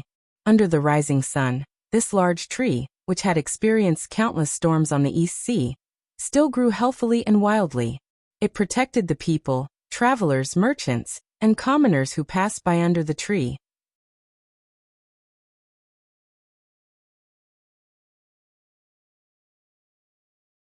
Chapter 674. The morning sun rose from the east and shone on the hill behind the hut. The slightly warm morning light did not have any trace of twilight as it enveloped the summit of the mountain. The dozen or so teachers and disciples of the sword hut stood in the warm light facing the sun. It looked like an oil painting. At the foot of the hill, the third-generation disciples of the sword hut, sword boys, servants who had served Sigujian for countless years, and officials looked at this scene. They knew that the Grandmaster of Dongyi had reached his last moment. Countless people found it difficult to hide their sorrow.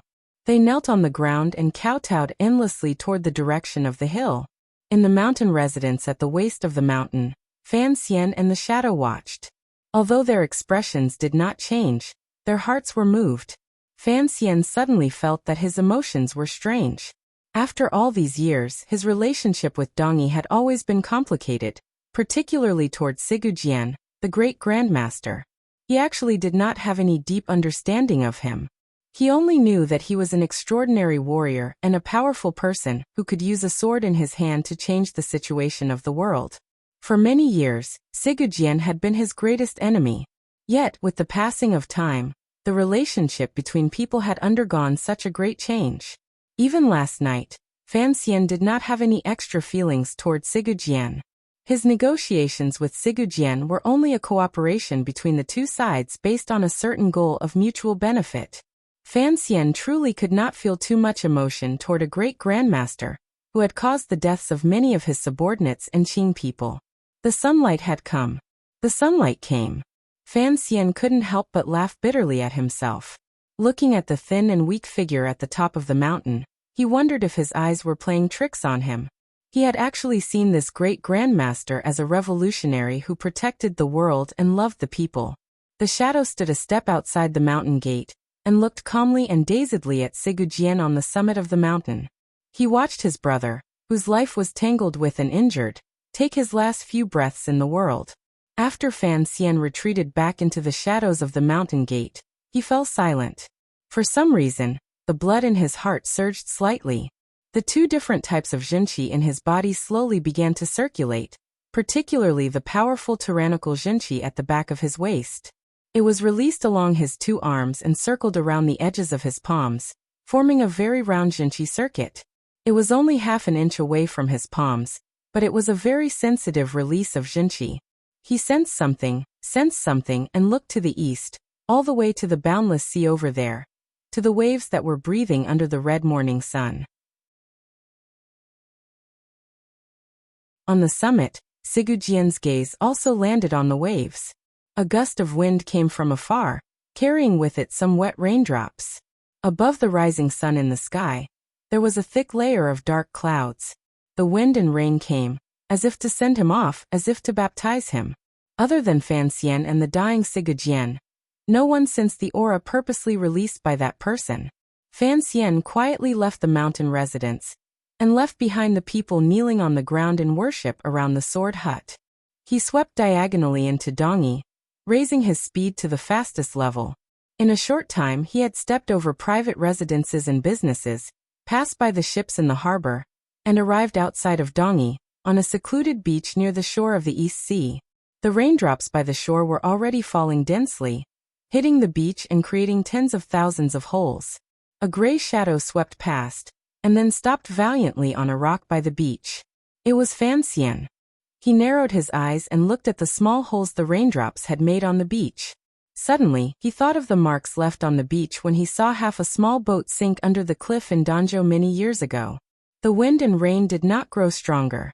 They only blew gently and coldly as they fell. The morning sun rose higher. After rising into the rain clouds, the light in all of Dongyi grew dim, particularly on the ocean. The waves crashed against the rocks and stirred up endless mist. Mixing with the wind and drizzle falling from the sky, it added a sense of haziness. Behind the mist, the figure of a giant ship slowly appeared. The body of the ship was enormous. It was an ocean-going merchant ship that could withstand tens of thousands of li of ocean waves. The ship was unable to get close to the shoreline covered in rocks. It only appeared in the distant ocean. Although it was far away, the inexplicable sense of pressure still made Fan Xian feel a glimmer of nervousness. The sea suddenly calmed down at this moment. Although the wind and rain continued, the raindrops fell silently into the sea, fell silently into the sand, and moistened the world silently. The waves no longer violently crashed against the shore, but slowly rose and fell, as if this continent was breathing. A small boat came faintly through the white mist. Fan Xian took a deep breath. He then stepped onto the slightly wet and soft sand, and walked toward the seaside to welcome the arrival of the small boat. A person stood at the bow of the small boat with his hands behind his back. His slightly white hair was tied behind his head with a strip of cloth. His face was strange, and his eyes were clear and unfathomable. He wore a straw hat on his head. Although the hat was small, it stopped the gentle and dense wind and rain from approaching the small boat. There was a person sitting at the bow of the boat. He also wore a straw hat, but the brim of the hat did not hide his different colored hair, or the strange and terrifying smile at the corners of his lips. Yi Luyan had come. When Sigujian was about to die, he had finally come to see him off. Fan Xian felt slightly shocked. He then looked at the person sitting at the end of the boat, and smiled warmly. Sir Fei Jie had also come. At a time when he was about to be exhausted, being able to see someone close to him actually diluted the shock Yi Luoyun's sudden appearance brought. The small boat neared the seaside. Yi Luoyun stood quietly at the bow of the boat. His gaze passed through the green trees and hills by the seaside and cast into the distance. Sigujian was probably on the hill in that direction, looking wretchedly and coldly at the seaside. Fan Xian stood in the wind and rain, and wiped away the rain on his face. Looking at the silent Yi Luoyun, his thin lips opened slightly. In the end he didn't say anything. The sound of water gradually rose.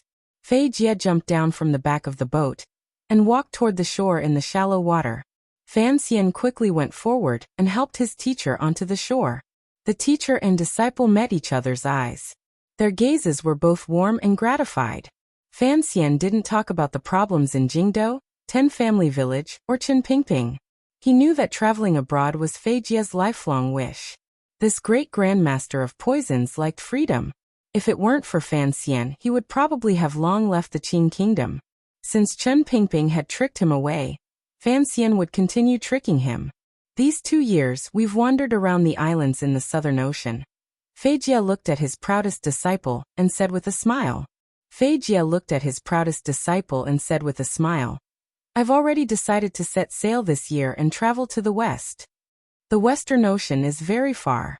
Fan Xian glanced at Yi Luyan standing woodenly at the bow of the boat. Ignoring the great grandmaster, he held his teacher's hand and walked a little further. Worriedly, he said, "Given your temper, I'm afraid you'll have to go deep into the Western Ocean. How many years will it take to go back and forth?" Feijia looked at him with a smile and said, "Given my and Master Ye's age, I'm afraid we won't be able to come back once we go." Fan Xian's throat seemed to be blocked by something. He had thought he would never see his teacher again. Unexpectedly, when he saw him today, it would be an eternal farewell. After a moment of sadness, he forced a smile and pointed at the sea. "With a ship like this, we can go anywhere in the world." Feijia turned his head and looked at the indistinct figure of the ship behind the mist. With a laugh, he said, "I bought a lot of foreign servants and some foreign girls. They are very different from us women. If you look, you'll definitely like them."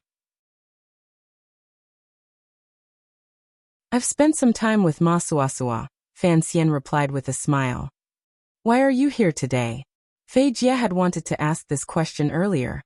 He turned his head to look at Yi Luyan, who was standing at the bow of the boat and had not come ashore. After a moment of silence, he said, he seemed to have sensed something and knew that Sigujian was about to die, so he wanted to send him on his way. Fan Xian lowered his head slightly and glanced at Yi Luyan, who was standing like a statue in the rain. Using a complicated emotion, he smiled gently and said, "Wasn't Sigujian killed by him and the emperor?" Feijia shook his head and didn't say anything. Fan Xian also stopped this topic. Looking at Yi Luyan's figure, he also shook his head along with his teacher. Yi Luyan stood silently at the front of the little boat and looked silently in the direction of Dongyi. The straw hat on his head seemed to have lost its effect. It allowed the wind and rain to strike his body and then slide into the boat, leaving him wet. After a long time, this great grandmaster suddenly lowered his head and thought for a moment. He then waved his hand at Fan Xian. Fan Xian was slightly startled, but his expression did not change at all. Calmly, he walked over and stood in the knee-deep water. Looking at the little boat not 5 steps away, he respectfully greeted him. "I'm leaving." Yi Luyan looked at Fan Xian warmly. "I might never come back again. Do you have anything you want to ask me?" Of the 4 great grandmasters in the world, Fan Xian had never seen Ku He. He only knew of the Northern Qi imperial advisor's power from Haitang, Northern Qi's arrangements after the incident, and Shaowen's memories. As for Sigujian, he had personally experienced his shocking sword intent, and clearly knew his battle lines. As for the emperor, Fan Xian knew in his bones that he was incomparably powerful. Only Yi Luyan, whom Fan Xian had seen in his youth, had also seen in Jiangnan. That stunning strike of a sword that could topple a building made him, for the first time, have a complete understanding of the great grandmaster realm. Furthermore, there was a fundamental difference between Yi Luyan and the other 3 great grandmasters. He was like a leisurely cloud. For his entire life, he floated on the land, temporarily stayed, and then left again. He was like a speck of light without strings holding it, incomparably free and at ease. Because of this, Fan Xian had always admired and respected Yi Luyan the most. First, it was the Juanshan Conference and then Dong Mountain. Fan Xian finally understood that in this world, there would never be a person who was above the common people. If there was, it could only be Uncle Wu Zhu and not the great grandmaster on the boat. Fan Xian knew why Yi Luyan had spoken at this time. After a moment of silence, he didn't ask for any questions about martial arts. Instead, he asked straightforwardly, "Why have you come?" In the rain, Yi Luyan raised his head slightly. The entire strange face appeared from under the straw hat. It was as if he had not thought that Fan Xian would use such a precious opportunity to ask such an unexpected question. After a moment of silence, Yi Luyan said, "I have come to send you off." "Why are you leaving?" Fan Xian asked again. "Because I like it," Yi Luyan replied with a slight smile. "Then why did you attack in the beginning?" Fan Xian asked in the end. "Because I am a Qing person," Yi Luyan replied seriously. Fan Xian thought about this question for a long time. A Qing person. He was also a Qing person. In this world, belonging could truly determine the motivation of all actions. Even a great grandmaster was no exception. Fan Xian took a deep breath and smiled. I don't have any other questions. I'm just curious. Will you come back in the future? Who knows what will happen in the future? Fan Xian shook his head and didn't say anything more. Given Yi Luyan and Sir Fei Jie's realm, although it was the distant and mysterious Western continent, there was probably nothing that could hold them back or harm them. Fan Xian didn't have any questions to ask, but Yi Luyan seemed to have something to say. He looked at Fan Xian and smiled warmly. After the Wei Kingdom, the world was in chaos. Wars broke out everywhere. The common people lost their homes and suffered unspeakably. I helped your father sweep away the last obstacle. The things in the future will be for you young people to do. Yi Luyan, as a great grandmaster, had endured silently for 20 years and secretly cooperated with the emperor's plan to sweep away all the hidden dangers within the Qing kingdom in one fell swoop. He removed the two biggest obstacles to unifying the world, Ku He and Sigujian. There was no point in Yi Luyan staying on this land any longer. Thus, before he left, he came to take one more look and say these words to Fan Xian. In this great grandmaster's eyes, Fan Xian was, without question, the most outstanding warrior of the younger generation. It was not just his martial cultivation, but also his ability to scheme and his daily attention to the common people. That was why Yi Luyan had sent these words to him. However, Yi Luyan did not know Fan Xian's heart. For a great grandmaster to see through a person's heart was an impossible task. After saying this, Yi Luyan said no more to Fan Xian. He continued to stand at the bow of the boat, looking at the mountaintop and the person on the distant mountaintop who was about to die. Perhaps it was a friend. Fan Xian lowered his head in silence for a moment. He then walked back to shore and spoke in a low voice with Mr. Fei Jie. They were about to say goodbye. He and his teacher had many things he wanted to say. Even if it was just some trivial childhood memories, there were not many opportunities to reminisce. Fan Xian took out the booklet Ku he left him and handed it to Mr. Fei Jie. The thing Ku he left behind should have something to do with magic. Find someone in the West and ask. Just read it out. Those people should be able to understand. It's probably something to do with Italy, Rome, or something. Seeing how serious he was and how he said it was something Ku he left behind, Mr. Fei Jie furrowed his brows. He accepted it and put it in his clothes. In a raspy voice he said, "Don't worry. No one can steal this from my hands." Fan Xian's eyes were sharp. He had long seen that Mr. Fei Jie had done something to the booklet. He smiled and said, "If those thieves are not afraid of death. Since it's something Ku he left for you, presumably it has some use. Why didn't you keep it for yourself? I memorized it last night." Fan Xian pointed at his head and smiled as he reminded his teacher of the strange memory he had had since he was young. Fei Jie smiled and thought of the days and nights when he was teaching this strange creature in Danzhou many years ago. The wind and rain by the East Sea gradually lessened. Fan Xian and Fei Jie sensed something at the same time and stopped chatting. Turning their heads to look at the little boat gently rising and falling with the waves, they looked at Yi Luyan at the bow of the boat. The smile on Yi Luyan's face grew warmer and warmer, more and more free. It was as if he had seen through something and had a free and easy feeling. A wave came crashing over. The little boat shook slightly. Yi Luyan used the momentum to lower his body and bowed deeply toward a grass hut on a small mountain in the direction of Dongyi. Fan Xian's heart sank. He knew that person had gone. Fei Jie watched this scene silently and said, "I'm leaving." The long-legged mosquito in the grass hut finally could not stand the torment of time. Seeing that the weather was about to get hot, the happiest time of life, it could no longer stand in the corner of the wall.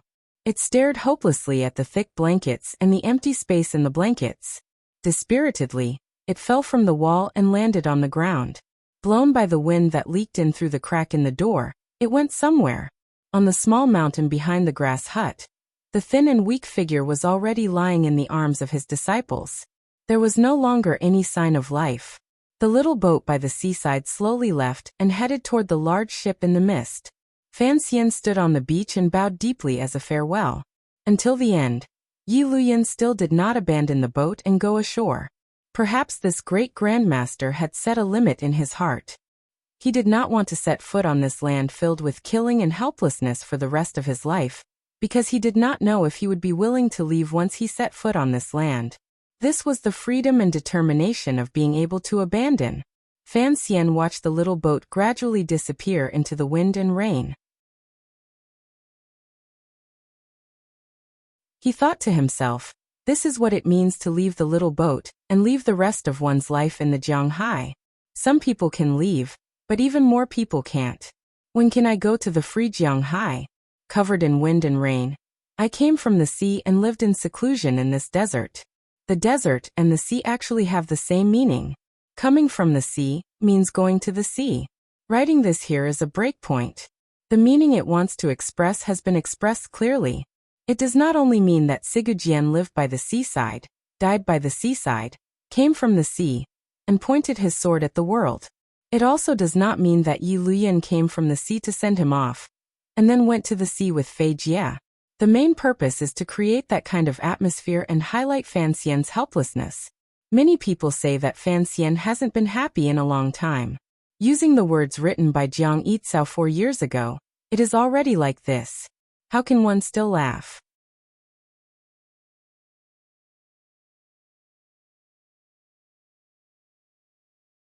Chapter 675. After Yi Luyan and teacher Fei left, Fan Xian sat alone by the seaside for a long time. The shadow of the ship had long disappeared. His gaze was still focused on the boundless ocean. The wind and rain on his body had not weakened at all. His entire body was dripping wet. His sitting position was very strange. Hugging his knees, he looked like a cute little boy. In reality, everyone knew that Fan Xian could not be a simple little boy. The 2 waves of zhenqi in his body slowly circulated and flowed. The zhenqi that Yi Luyan had purposely released earlier was quickly circulating through his body in a relatively stable and harmonious manner. For him, this moment seemed to be an opportunity. A sudden spiritual light appeared because of the change in his heart, and the change in the surrounding emotions. It gently shone in his heart. Fan Xian closed his eyes. His palms were naturally extended into the rain, allowing the rain to hit his palms. After a long time, Fan Xian's palms were still as dry as usual and as smooth as usual. It was as if the rain would never be able to truly land on his palms and wet any inch of his skin. Fan Xian's palms were covered in a faint layer of zhenqi. This zhenqi was released from every pore and then flowed back through every pore, forming a thin but interesting circuit. It was the strange and completely useless method he had practiced since he was young. Of course, this method had made him an ace climber in this world. He had once climbed the royal palace, Shi Mountain, and many dangerous places that humans would never have imagined.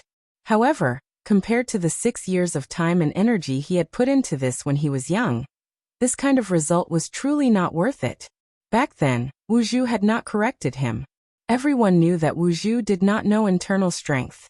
However, the feeling today was different. There seemed to be a slight and obscure difference from the past. Fan Xian slowly opened his eyes and wiped away the rain on his face. He looked at his palms in a daze and was still lost in thought and speechless for a long time. Being able to separate true qi from the body and turn it into a sharp weapon that could injure people was a very powerful realm in itself, but it was not an unattainable realm. As long as one cultivated to a certain extent, coupled with a sufficiently brilliant qi circulation method, experts could barely achieve this. In particular, Fan Xian had personally seen Yi Luyan's Sansho. The great grandmaster's fingers were like withered plum blossoms. Zhenqi gushed out from his fingertips and pierced through the air in an instant. On the sandy beach under Danzhou's cliffs, tens of thousands of plum blossoms appeared. This kind of crisscrossing finger qi was already the highest realm for a human to break through the limits of the physical body and release energy outside of the body. However, Fan Xian felt something different today. It was completely different.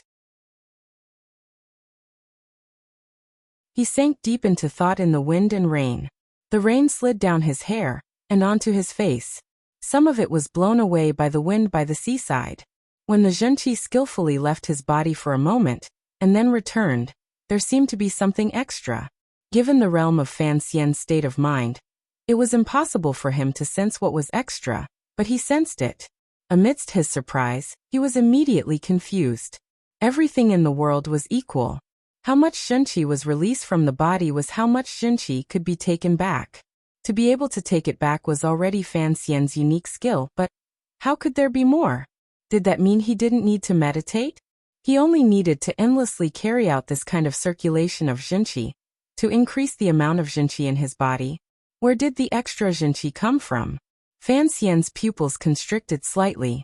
Even the tips of his fingers began to tremble.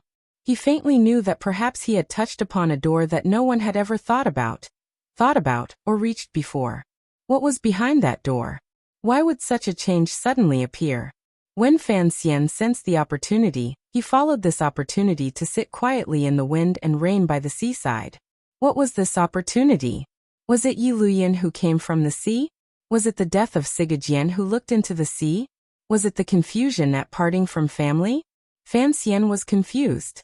He then began to calmly comb through the events of this day and night. He had to find out what this opportunity was in order to know exactly what color that door was, and who had opened it in front of him. This task was not difficult. He had hurried from Ten Family Village to Dongyi and stayed a night in the Sword Hut. The only thing that could have caused a change was the two little booklets, particularly the one written in strange transliteration. Fan Xian had already given this booklet to Fei Jia to bring back to the mysterious Western continent. He had completely memorized the contents of the booklet in his mind. Although he still didn't understand the meaning of many of the words, he understood the meaning of a few sentences. Those words were not like incantations. They were more like a poem he had seen in his previous life, something in the style of Dante's Divine Comedy. Did Italian originate from Latin? Fan Xian furrowed his brows and sat in the wind and rain with vexation. He couldn't remember the knowledge he had long forgotten. He only remembered that Italian had many dialects and that the true language was inseparable from Dante's Divine Comedy. Was it those sentences that were imprinted in his heart and made him unconsciously move his thoughts as he circulated his Xunqi, thus creating the strange situation in front of him? Magic? Fan Xian slowly stood up and furrowed his brows. He looked at the empty boat and the serene blue water with only the sea wind and rain. It was as if he wanted to see the continent on the other side of the sea. I love you, this bright and beautiful spring wind. I use my entire heart and soul to feel each jumping spring song in the air. To be close to you, to be together with you. This was a poem, not a magic incantation. Fan Xian stood in a daze in the rain. He still persisted in his own judgment. It was clear that these poetry-like words had allowed him to learn something and sense something. Was there really the yuanqi of heaven and earth in the air outside his body that should have been empty? Earlier, in the process of circulating his qi, he had added a sliver of a thought similar to the poem when he flowed back and thus absorbed something back. His footsteps were hurried as he took a few steps on the beach. His body spun a few times in the wind and rain on the shore of the East Sea. He looked at the air around him and the rain around him. Narrowing his eyes, they glowed. It was as if he wanted to find something he couldn't grasp in this transparent or natural everything. However, there was nothing. In an instant, too many guesses, doubts, and judgments surged into Fan Xian's mind. It made him feel difficult to bear the burden. With a muffled grunt, he rubbed the space between his brows. The book was a relic left behind by Master Ku He. Using an occasional word from Sigajian, one could tell that the former imperial advisor of Northern Qi was very interested in the useless magic of the Western world. He had even shown some of his skills on Dong Mountain. However, it was all in Italian. No matter how talented the imperial advisor was, he shouldn't know it. So how did he learn it? What exactly did he learn? Furthermore, the collection of poems that might have something to do with magic was also strange. It looked like it was from a long time ago, perhaps even from before Ku He was born. It was probably an elder on this land who had accidentally come into contact with the essence of magic in the Western continent, and forcefully memorized these words. Fan Xian suddenly felt some regret. He shouldn't have given this little book to his teacher in such a hurry to take to the distant Western continent. He should have studied it a bit more. Using the power of the Overwatch Council, perhaps he could dig out the identity of the elder who had long become a white skeleton, and then dig further into history from that line. Rain dripped down from his face. Fan Xian suddenly smiled in relief and shook his head self-mockingly. He thought to himself that under the powerful pressure, he had indeed gone mad. The victory on Dong Mountain had already proven that no matter how much master coup he practiced or how much control he had over this strange technique, in the end, there was no fundamental change. He had still lost to the emperor. Spells, perhaps they were not as useless as people thought, but they could not possibly be a sharp weapon that could change everything. Fan Xian turned his head dispiritedly and left the seaside, heading toward Dongyi in the rain. Sigujian had already passed away. Presumably, the entire Dongyi had sunk into sorrow and despair. He had to go back and meet with the disciples of the Sword Hut to control the situation. He didn't know that he had missed a precious opportunity, a chance to open that door.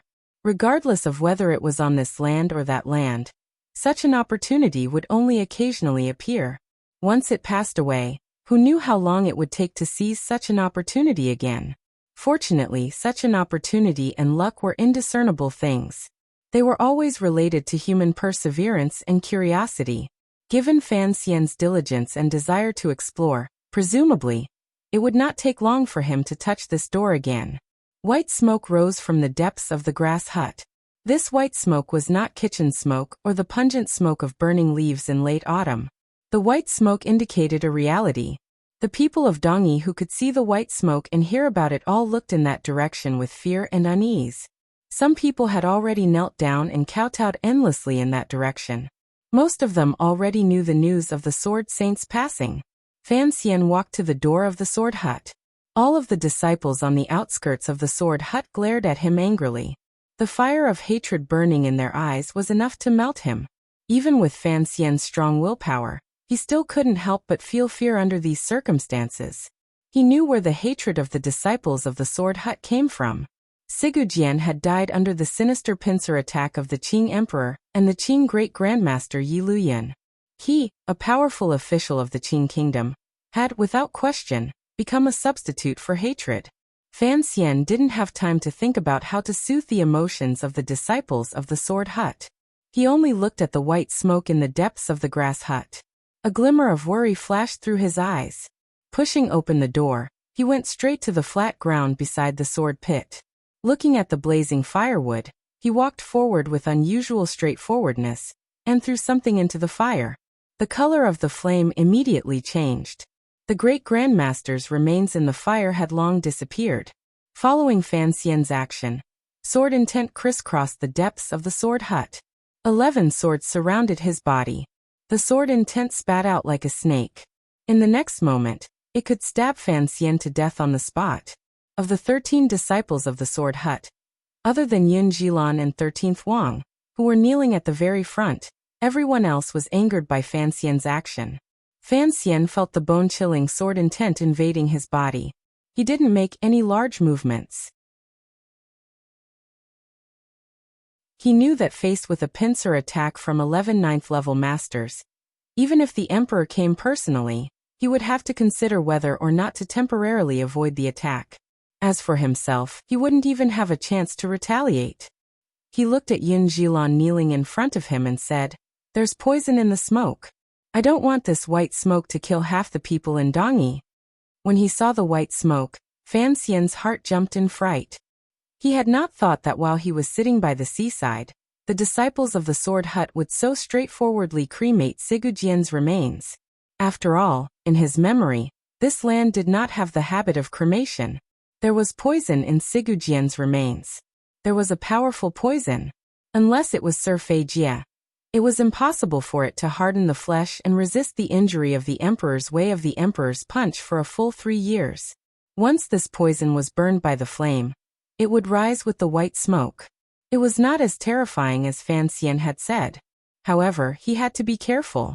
For the sake of the injury on Sigujian's body, Fan Xian had secretly prepared some methods.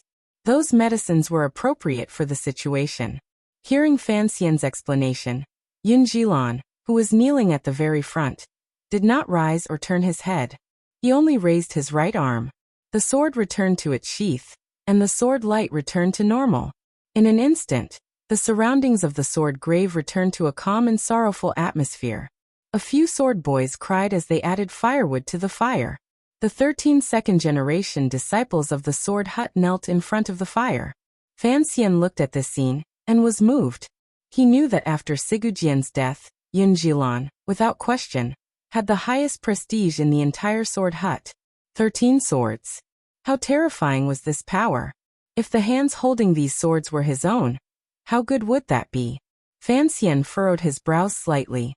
Looking at the fire, he thought to himself. As dusk fell, Yun Jilan entered the room and carried a small urn wrapped in cloth.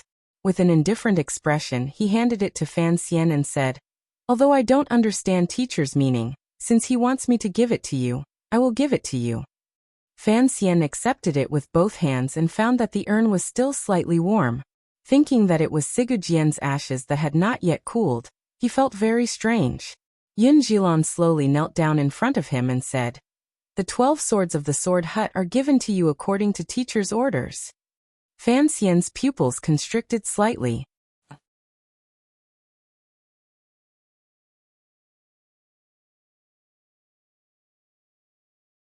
Chapter 676. Fan Xian looked calmly at Yun Jilan in front of him.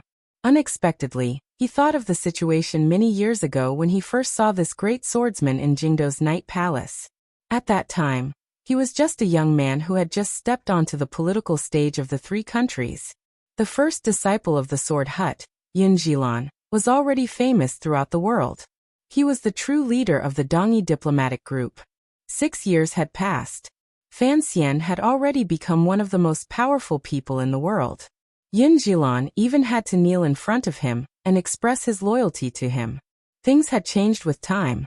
It made one sigh with emotion.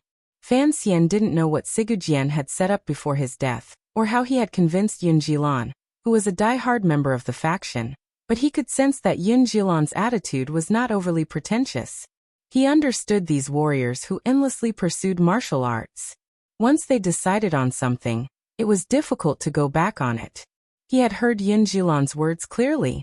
He had heard the words 12 swords. Fan Xian's eyes narrowed slightly.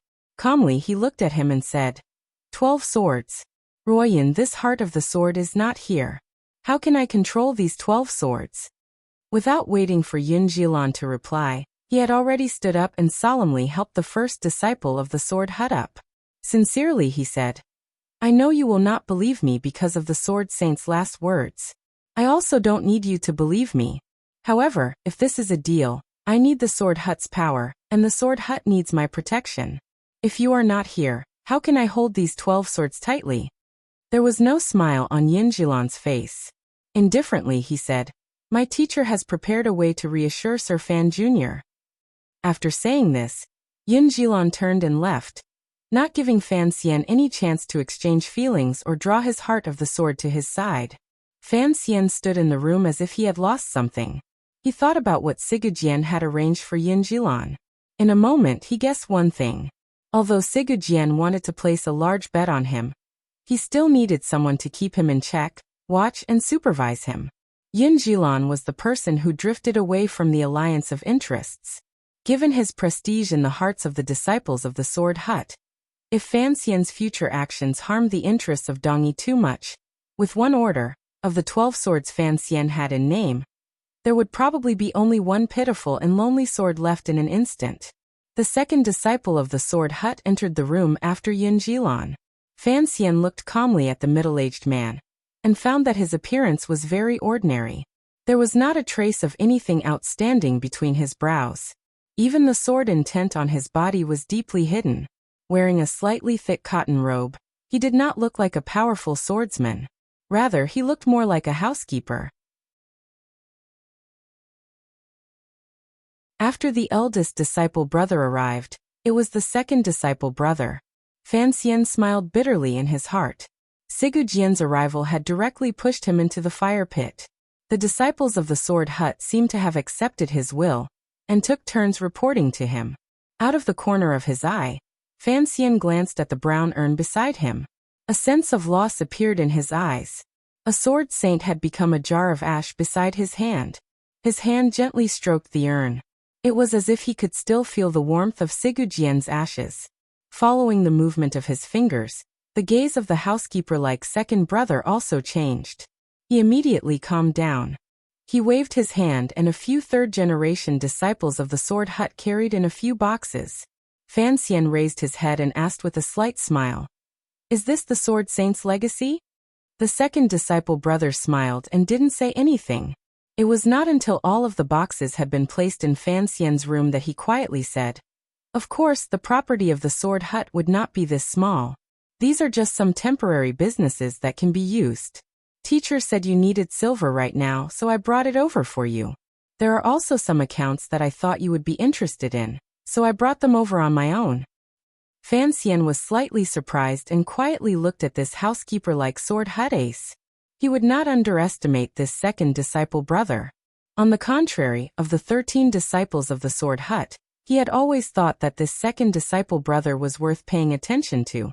Putting aside the fact that this second disciple brother had been able to remain neutral during the internal conflict between Yun Jilan and 13th Wang and not be implicated, and that Sigujian had him stand guard outside the sword hut, it was clear that this person was deeply trusted by Sigujian. "Silver, accounts?" Fan Xian looked at him with narrowed eyes and asked, "Thank you for your trouble. I still don't know what these accounts have to do with." The second disciple of the sword hut said evenly, "It has to do with Taiping Money House." Hearing these words, Fan Xian could no longer sit calmly on the low couch. Abruptly rising, he stared at the second disciple and didn't speak for a moment. In the end, he couldn't resist laughing self-mockingly. In an admiring tone, he said, "Unexpectedly, I don't think anyone would have thought that the owner of the largest money house in the world would be a warrior hidden in the sword hut." Taiping Money House, the largest money house in the world. Back then, the Ming family of the Qing Kingdom had such an enormous property. To a certain extent, it had to rely on the support of Taiping Money House's cash flow. Ever since this money house appeared in the world, it had been the largest and most reputable money house in the world, bar none. Furthermore, in decades, no other money house had been able to threaten its position. Even a few years ago, when Fan Xian and the Northern Qi Emperor secretly joined hands and used the old Ministry of Revenue officials his father had sent to manage it, they had created an abnormally large Zhaoshang money house. In front of Taiping Money House, it was still like an underdeveloped child. Fan Xian, who held the right to produce and sell the palace treasury, 2 smuggling channels, a brothel alliance and a large-scale money house, was without question the richest person in the world.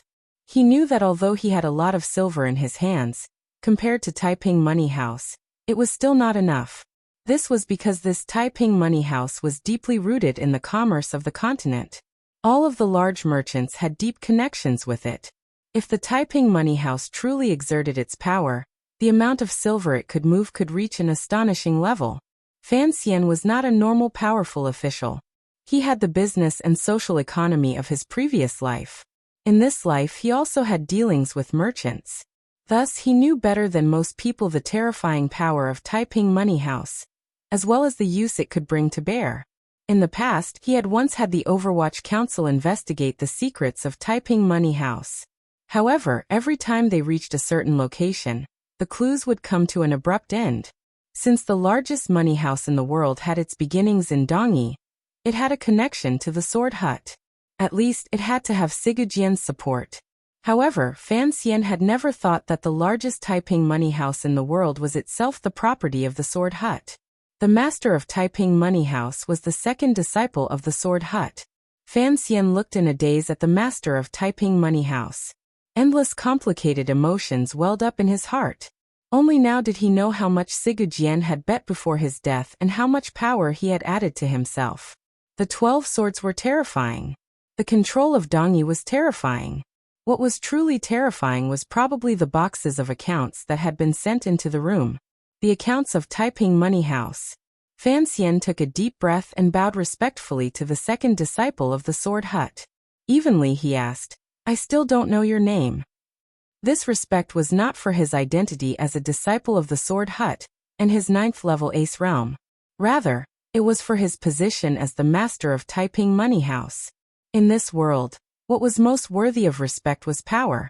The person who controlled half of the money in the world was, without question, the most worthy of respect. At least, this was what Fan Xian thought. Li Bohua, the second disciple of the Sword Hut, the master of Taiping Money House, was not surprised by Fan Xian's attitude. Warmly he said, "I've been in charge of Taiping Money House for 16 years. Fan Xian was silent for a moment. He didn't know what kind of attitude he should use to speak to this person. Based on Sigujian's intentions, this person should be of use to him. However, this was a major figure who owned Taiping Money House. Could he truly be of use to him? Immediately after, he thought of something else. His pupils gradually constricted.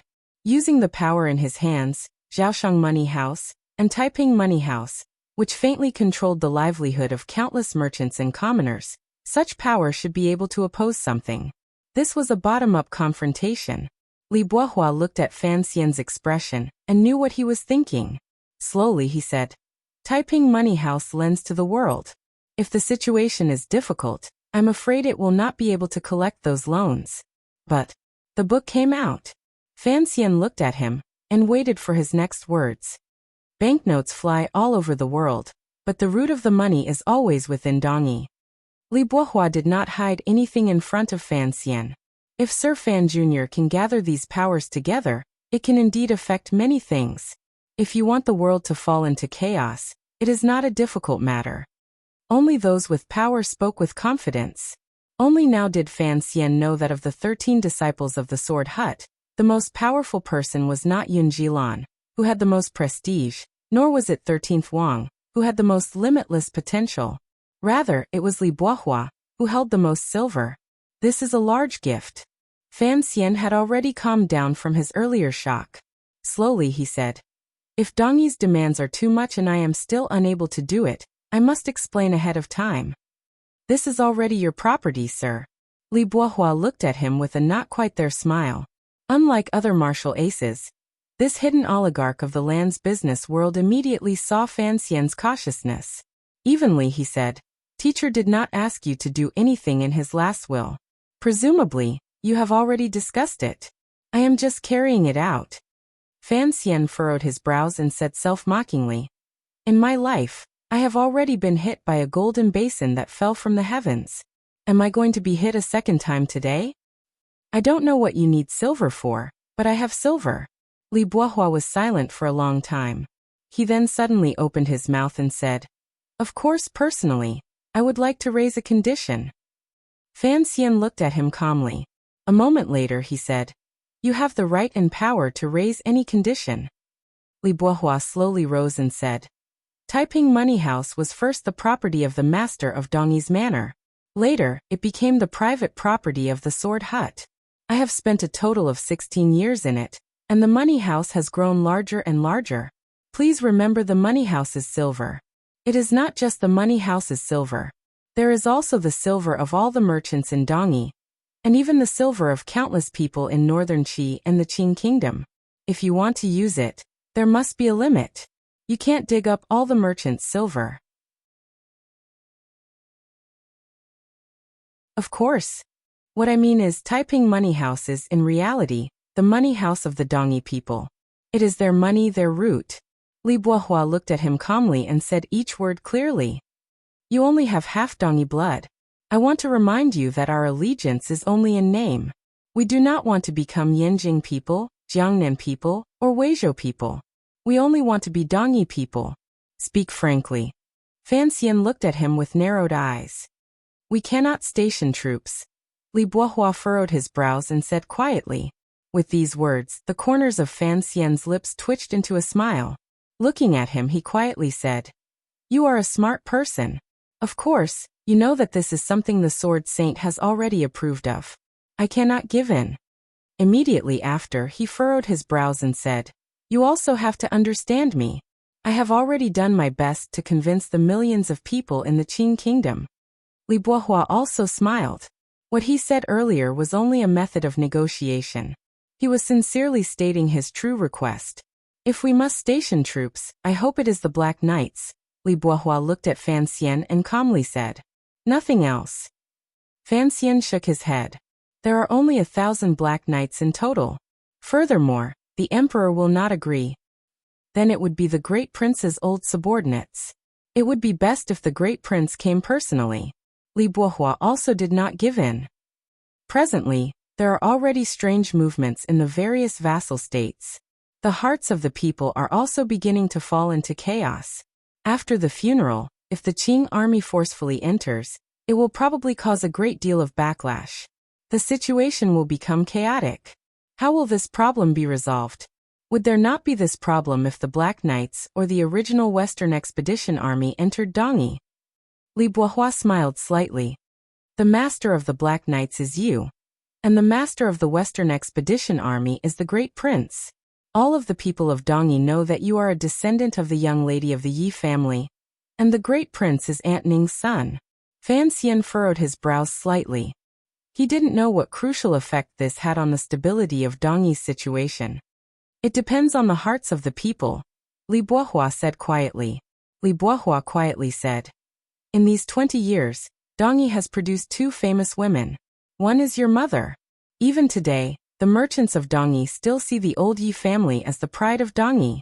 The other is Aunt Ning, a pitiful female prisoner of war in Dongyi. In the end, she became the imperial concubine of a foreign country. Perhaps you find it strange, but in reality, the people of Dongyi have never thought of this as a humiliation. They only think of it as a rare honor. Fan Xian was silent. Naturally, he thought of the Chinese girls in his previous life who had become the imperial concubines of Northern Europe, and the wives of great riches. It seemed that at that time, people's emotions were not conflicted. On the contrary, there was a secret joy. It had nothing to do with worshipping foreign things. It was probably a strange joy of announcing one's country's charm to the outside world. It is because the position of the young lady of the Yi family and Aunt Ning in the hearts of the Dongyi people has never changed. Li Bohua looked at him and said, thus in the hearts of many merchants and common people, you or the great prince are actually half Dongyi people. If one of you were to station troops here, it would be easier to calm the emotions of the people. Fan Xian was silent for a long time. He then said, what you say makes sense. I can try to convince the emperor with these words. Presumably, the emperor also wants a complete Dongyi, and not a city with volunteer armies rising from all sides and rivers of blood. Thank you for your trouble. After Li Bohua said this, he bowed deeply and prepared to leave. As for the specifics of Dongyi becoming a subject, such as whether it would be a yearly tribute or directly incorporated into Jingdo's tax system, they were still being discussed by various levels of officials. Above these matters was, of course, the most important matter of stationing troops. Li Bohua had come freely with Taiping Money House, and left freely with the chests. This made the burden on Fan Xian's shoulders even heavier. Please wait a moment. Fan Xian suddenly asked for his guest to stay. The shock in his heart could not be completely dispelled. He truly did not understand why Sigujian had decided to gamble so heavily on him before his death, while the disciples of the Sword Hut did not ask for details or reason. Instead, they had bravely and even recklessly brought out Dongyi's wealth. They were not like Sigujian, who knew the past and the deep chasm that was difficult to bridge between Fan Xian and the emperor. Why did they trust Fan Xian? We just trust in teacher's intelligence. Li Bohua gazed at him and smiled slightly. Presumably, you know that teacher has never been an idiot. Fan Xian was silent. He then smiled and said, presumably you have invested so much, so you have to have some way of monitoring me. Of course it is not Yunjilan. Fan Xian narrowed his eyes in thought. The manor of the master of the city is going to be rebuilt. Yunjilan is the best choice. He is outside the sword hut and watches coldly from the sidelines. He will keep me in check from the bigger picture. But where are your checks on me personally? You should know that I am not someone who can be controlled. We have no confidence in being able to control Sir Fan Jr., Li Bohua said calmly. Thus, we are only following teacher to carry out a grand gamble. Of course, if Sir Fan Jr. goes back on his word and swallows Dongyi into his belly, it would not be out of our expectations. After all, you are a Qing person and the illegitimate child of the Qing emperor. The life and death of Dongyi is presumably not that important in your heart. Since you have thought of this, why do you still dare to gamble? Dongyi doesn't have any other power. We only have money and swords. Li Boihua smiled slightly and bowed before walking out of the quiet room. Then, a sword walked into the quiet room. The tired 13th Wang's face was pale. He looked at Fan Xian, and was silent for a long time.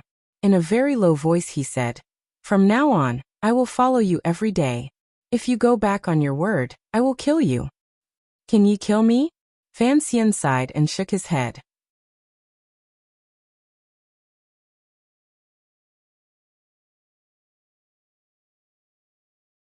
Chapter 677.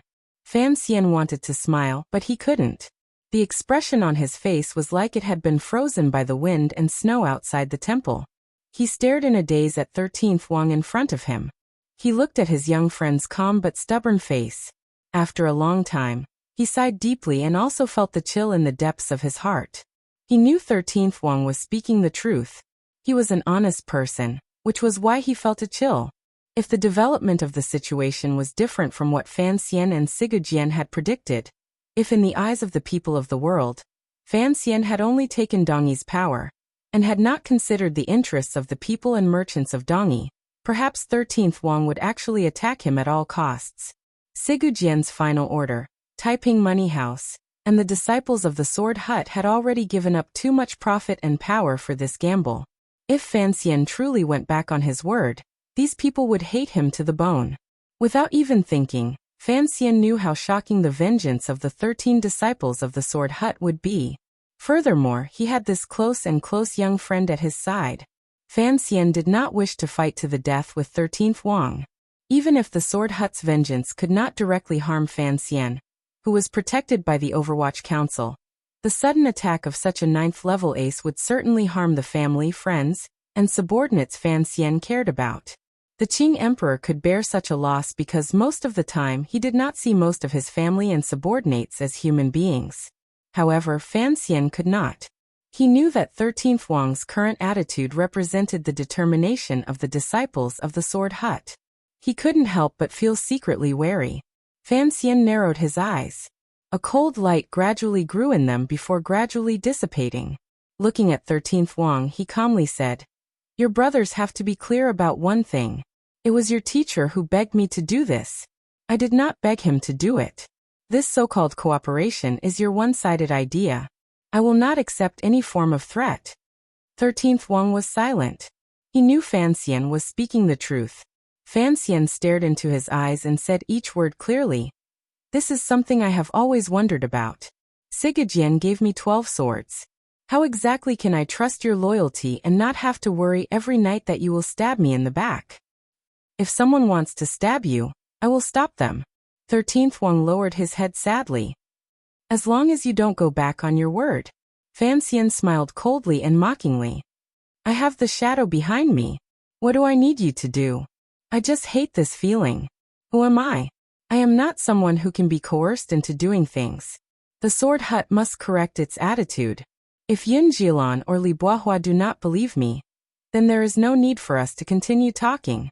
Let's drop it here. After a few months, we can bring the army back to talk." 13th Wang raised his head and glanced at him with some confusion and pain. "You are also threatening me. It's impolite not to reciprocate." Fan Xian looked at him seriously and said, "I have a headache over the will you have shown. I don't want anyone to use you to control me. We do not have such extravagant hopes, but to be honest, we do not understand teacher's final order, particularly since our brothers have not had much contact with you. They do not know what kind of person you are. They do not believe that you would not care about the interests of the Qing kingdom, and think about the survival of Dongyi. Whether they believe it or not is up to them. I only need them to accept it." Fan Xian stood and gently patted his shoulder. "We are friends. I don't want you to become a friend who stands by my side and constantly watches my every move. Friends should trust each other and support each other without asking for reasons." Fan Xian looked at 13th Wang and said seriously. "You are the attitude Sigujian showed me. And it is also the attitude I showed Sigujian. Because of you, I was able to build this kind of trust between Sigujian and I. I hope that, from now on, you will learn to have your own attitude. People must live for themselves. In this world, there are already enough people who carry the so-called hatred of their countries and families, and the righteousness of the common people. Your personality is not suited to doing this kind of thing. You are suited for it. 13th Wang faintly asked after understanding his words. I had no choice. I was forced to do this. Fan Xian's lips tasted bitter. His heart was sorrowful. The corners of his lips twitched. Gazing outside the quiet room, he sighed and sang. Look at that dark hole. Is that the thieves' nest? Why do I recognize them as thieves? But are they real thieves? Am I a thief? I don't want to go forward, and I don't want to kill them all. 13th Wang looked at him calmly and suddenly said, In this world, who can force you to do this? Fan Xian was silent for a long time. He then said, I don't know. Perhaps fundamentally speaking, it is just me who wants to do this. Concerning the emperor's matter, Fan Xian had already thought deeply enough. Just as he had said to his father, before Uncle Wu Zhu returned, he did not want to have a falling out with the emperor. Furthermore, he did not have any reason to do so. Although there had been a tragedy decades ago, as a soul drifting through this world, even if he wanted to avenge that woman, he would still hesitate when faced with his fleshly father.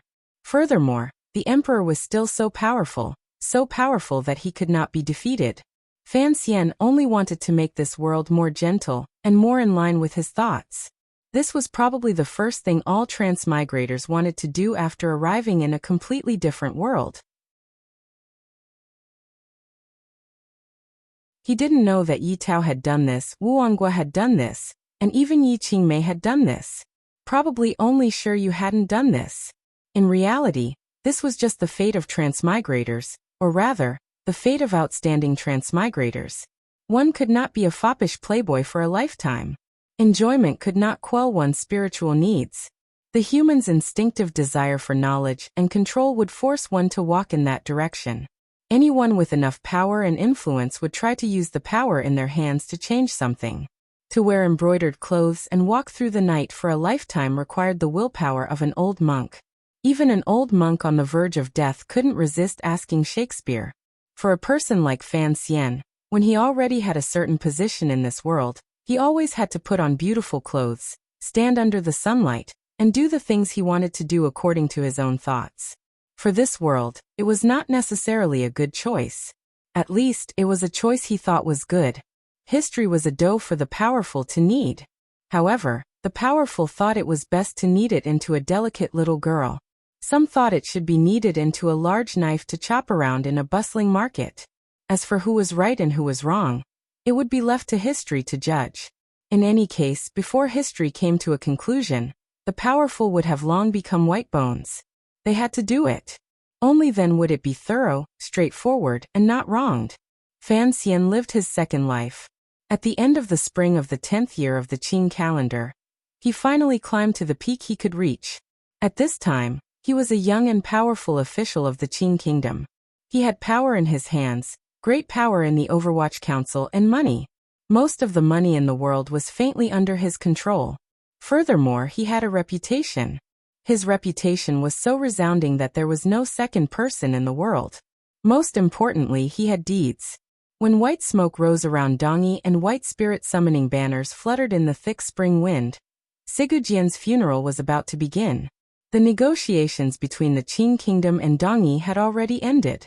The situation in the world had finally undergone a fundamental change. From now on, the appearance of the territories became unfamiliar. Dongyi finally submitted to the powerful Qing kingdom in name. Other than a smear of green in the west and the country in the north that had maintained its silence, the entire land had submitted to the Qing kingdom's iron hooves. Furthermore, the Qing kingdom had not sent a single soldier to achieve this goal. The person who had facilitated all of this was, of course, Fan Xian. His reputation at this moment reached the peak of history. What he had done would certainly be written into the books of history. Fan Xian stood calmly in front of the door of the sword hut with 13th Wang behind him. The other 11 disciples of the Sword Hut also stood quietly not far away. The Qing diplomatic group stood on his other side. The secret agents and swordsmen of the Overwatch Council did not reveal themselves. They were warily watching everything around them from various directions. Today was the opening ceremony of the Sword Hut in the 10th year of the Qing calendar. Originally, this ceremony had already been held a long time ago. Sigujian had been seriously ill and on the verge of death. Additionally, the Sword Hut had something important to announce to the world, and had invited many important figures. There were too many people and too many people. Recently, there had been a faint element of unease brewing in the small vassal states around Dongyi, and in some of the streets in the city. Volunteer armies had even appeared in a few places. As the representative of the invaders, Fan Xian became the most important person to protect. However, Dongyi was not worried about Fan Xian's safety. The person who wanted to kill Fan Xian in this place should not have been born yet. Of course, this judgment excluded the only great grandmaster in the world, the Qing Emperor. After all, everyone thought that the Qing Emperor would not suddenly come in a frenzy to assassinate his illegitimate child, who had just accomplished a great deed. No one dared to stand shoulder to shoulder with Fan Xian. The weather was bright and beautiful. The sun shone brightly, giving rise to a faint summer heat. 13th Wang was the person closest to Fan Xian. He was half a step behind Fan Xian. Fan Xian's expression was calm as he welcomed the large merchants who had come from all over the world. At the same time, as half a master, he received the Qing and Northern Qi diplomatic groups. The faces of the Qing diplomatic group carried a joy that was difficult to suppress. However, the expressions of the Northern Qi officials were very ugly. A large canopy had already been erected in the open space in front of the Sword Hut. Countless white paper flowers and curtains hung on it. It did not look festive. It was at odds with the opening ceremony and the declaration of allegiance in name. Fan Xian did not care about this. The officials of the Qing Ministry of Rites were displeased, but they didn't show anything. Everyone knew that the opening ceremony this time could be considered Sigujian's funeral. The officials of the Ministry of Rites did not want to anger the powerful people in the Sword Hut at such an important time. The sun slowly moved up into the sky. The air gradually grew hot. Fortunately, Dongyi was on the shores of the East Sea. With the sea wind blowing endlessly day and night, it was bearable. Additionally, the canopy blocked out most of the blazing sunlight. Other than wiping away sweat, the guests who had come to watch the ceremony did not complain much. Suddenly, the sound of firecrackers rang out outside the Sword Hut. Countless firecrackers exploded at this moment. The paper shreds were sent flying high into the air. Smoke began to fill the air. As if this was a signal, firecrackers that had been prepared a long time ago lit up at the same time in front of every shop and private residence in Dongyi. Even the brothels that usually hung red lanterns and sang incessantly all night changed their lanterns to white and set off firecrackers in front of the buildings. The girls had already changed into plain clothes. With a glimmer of unease and confusion, they looked in the direction of the Sword Hut. The merchants and commoners stood under the white spirit summoning banners in front of their doors and watched as the firecrackers exploded into pieces in front of them. The baby in the woman's arms was startled awake by the loud and clear firecrackers that rang out from all directions in Dongyi. He wailed loudly. All of Dongyi was filled with the sound of firecrackers and the sound of crying. The slightly blinding smell of glass enveloped the entire city along with the smoke. The shattering of the firecrackers was like a person's life.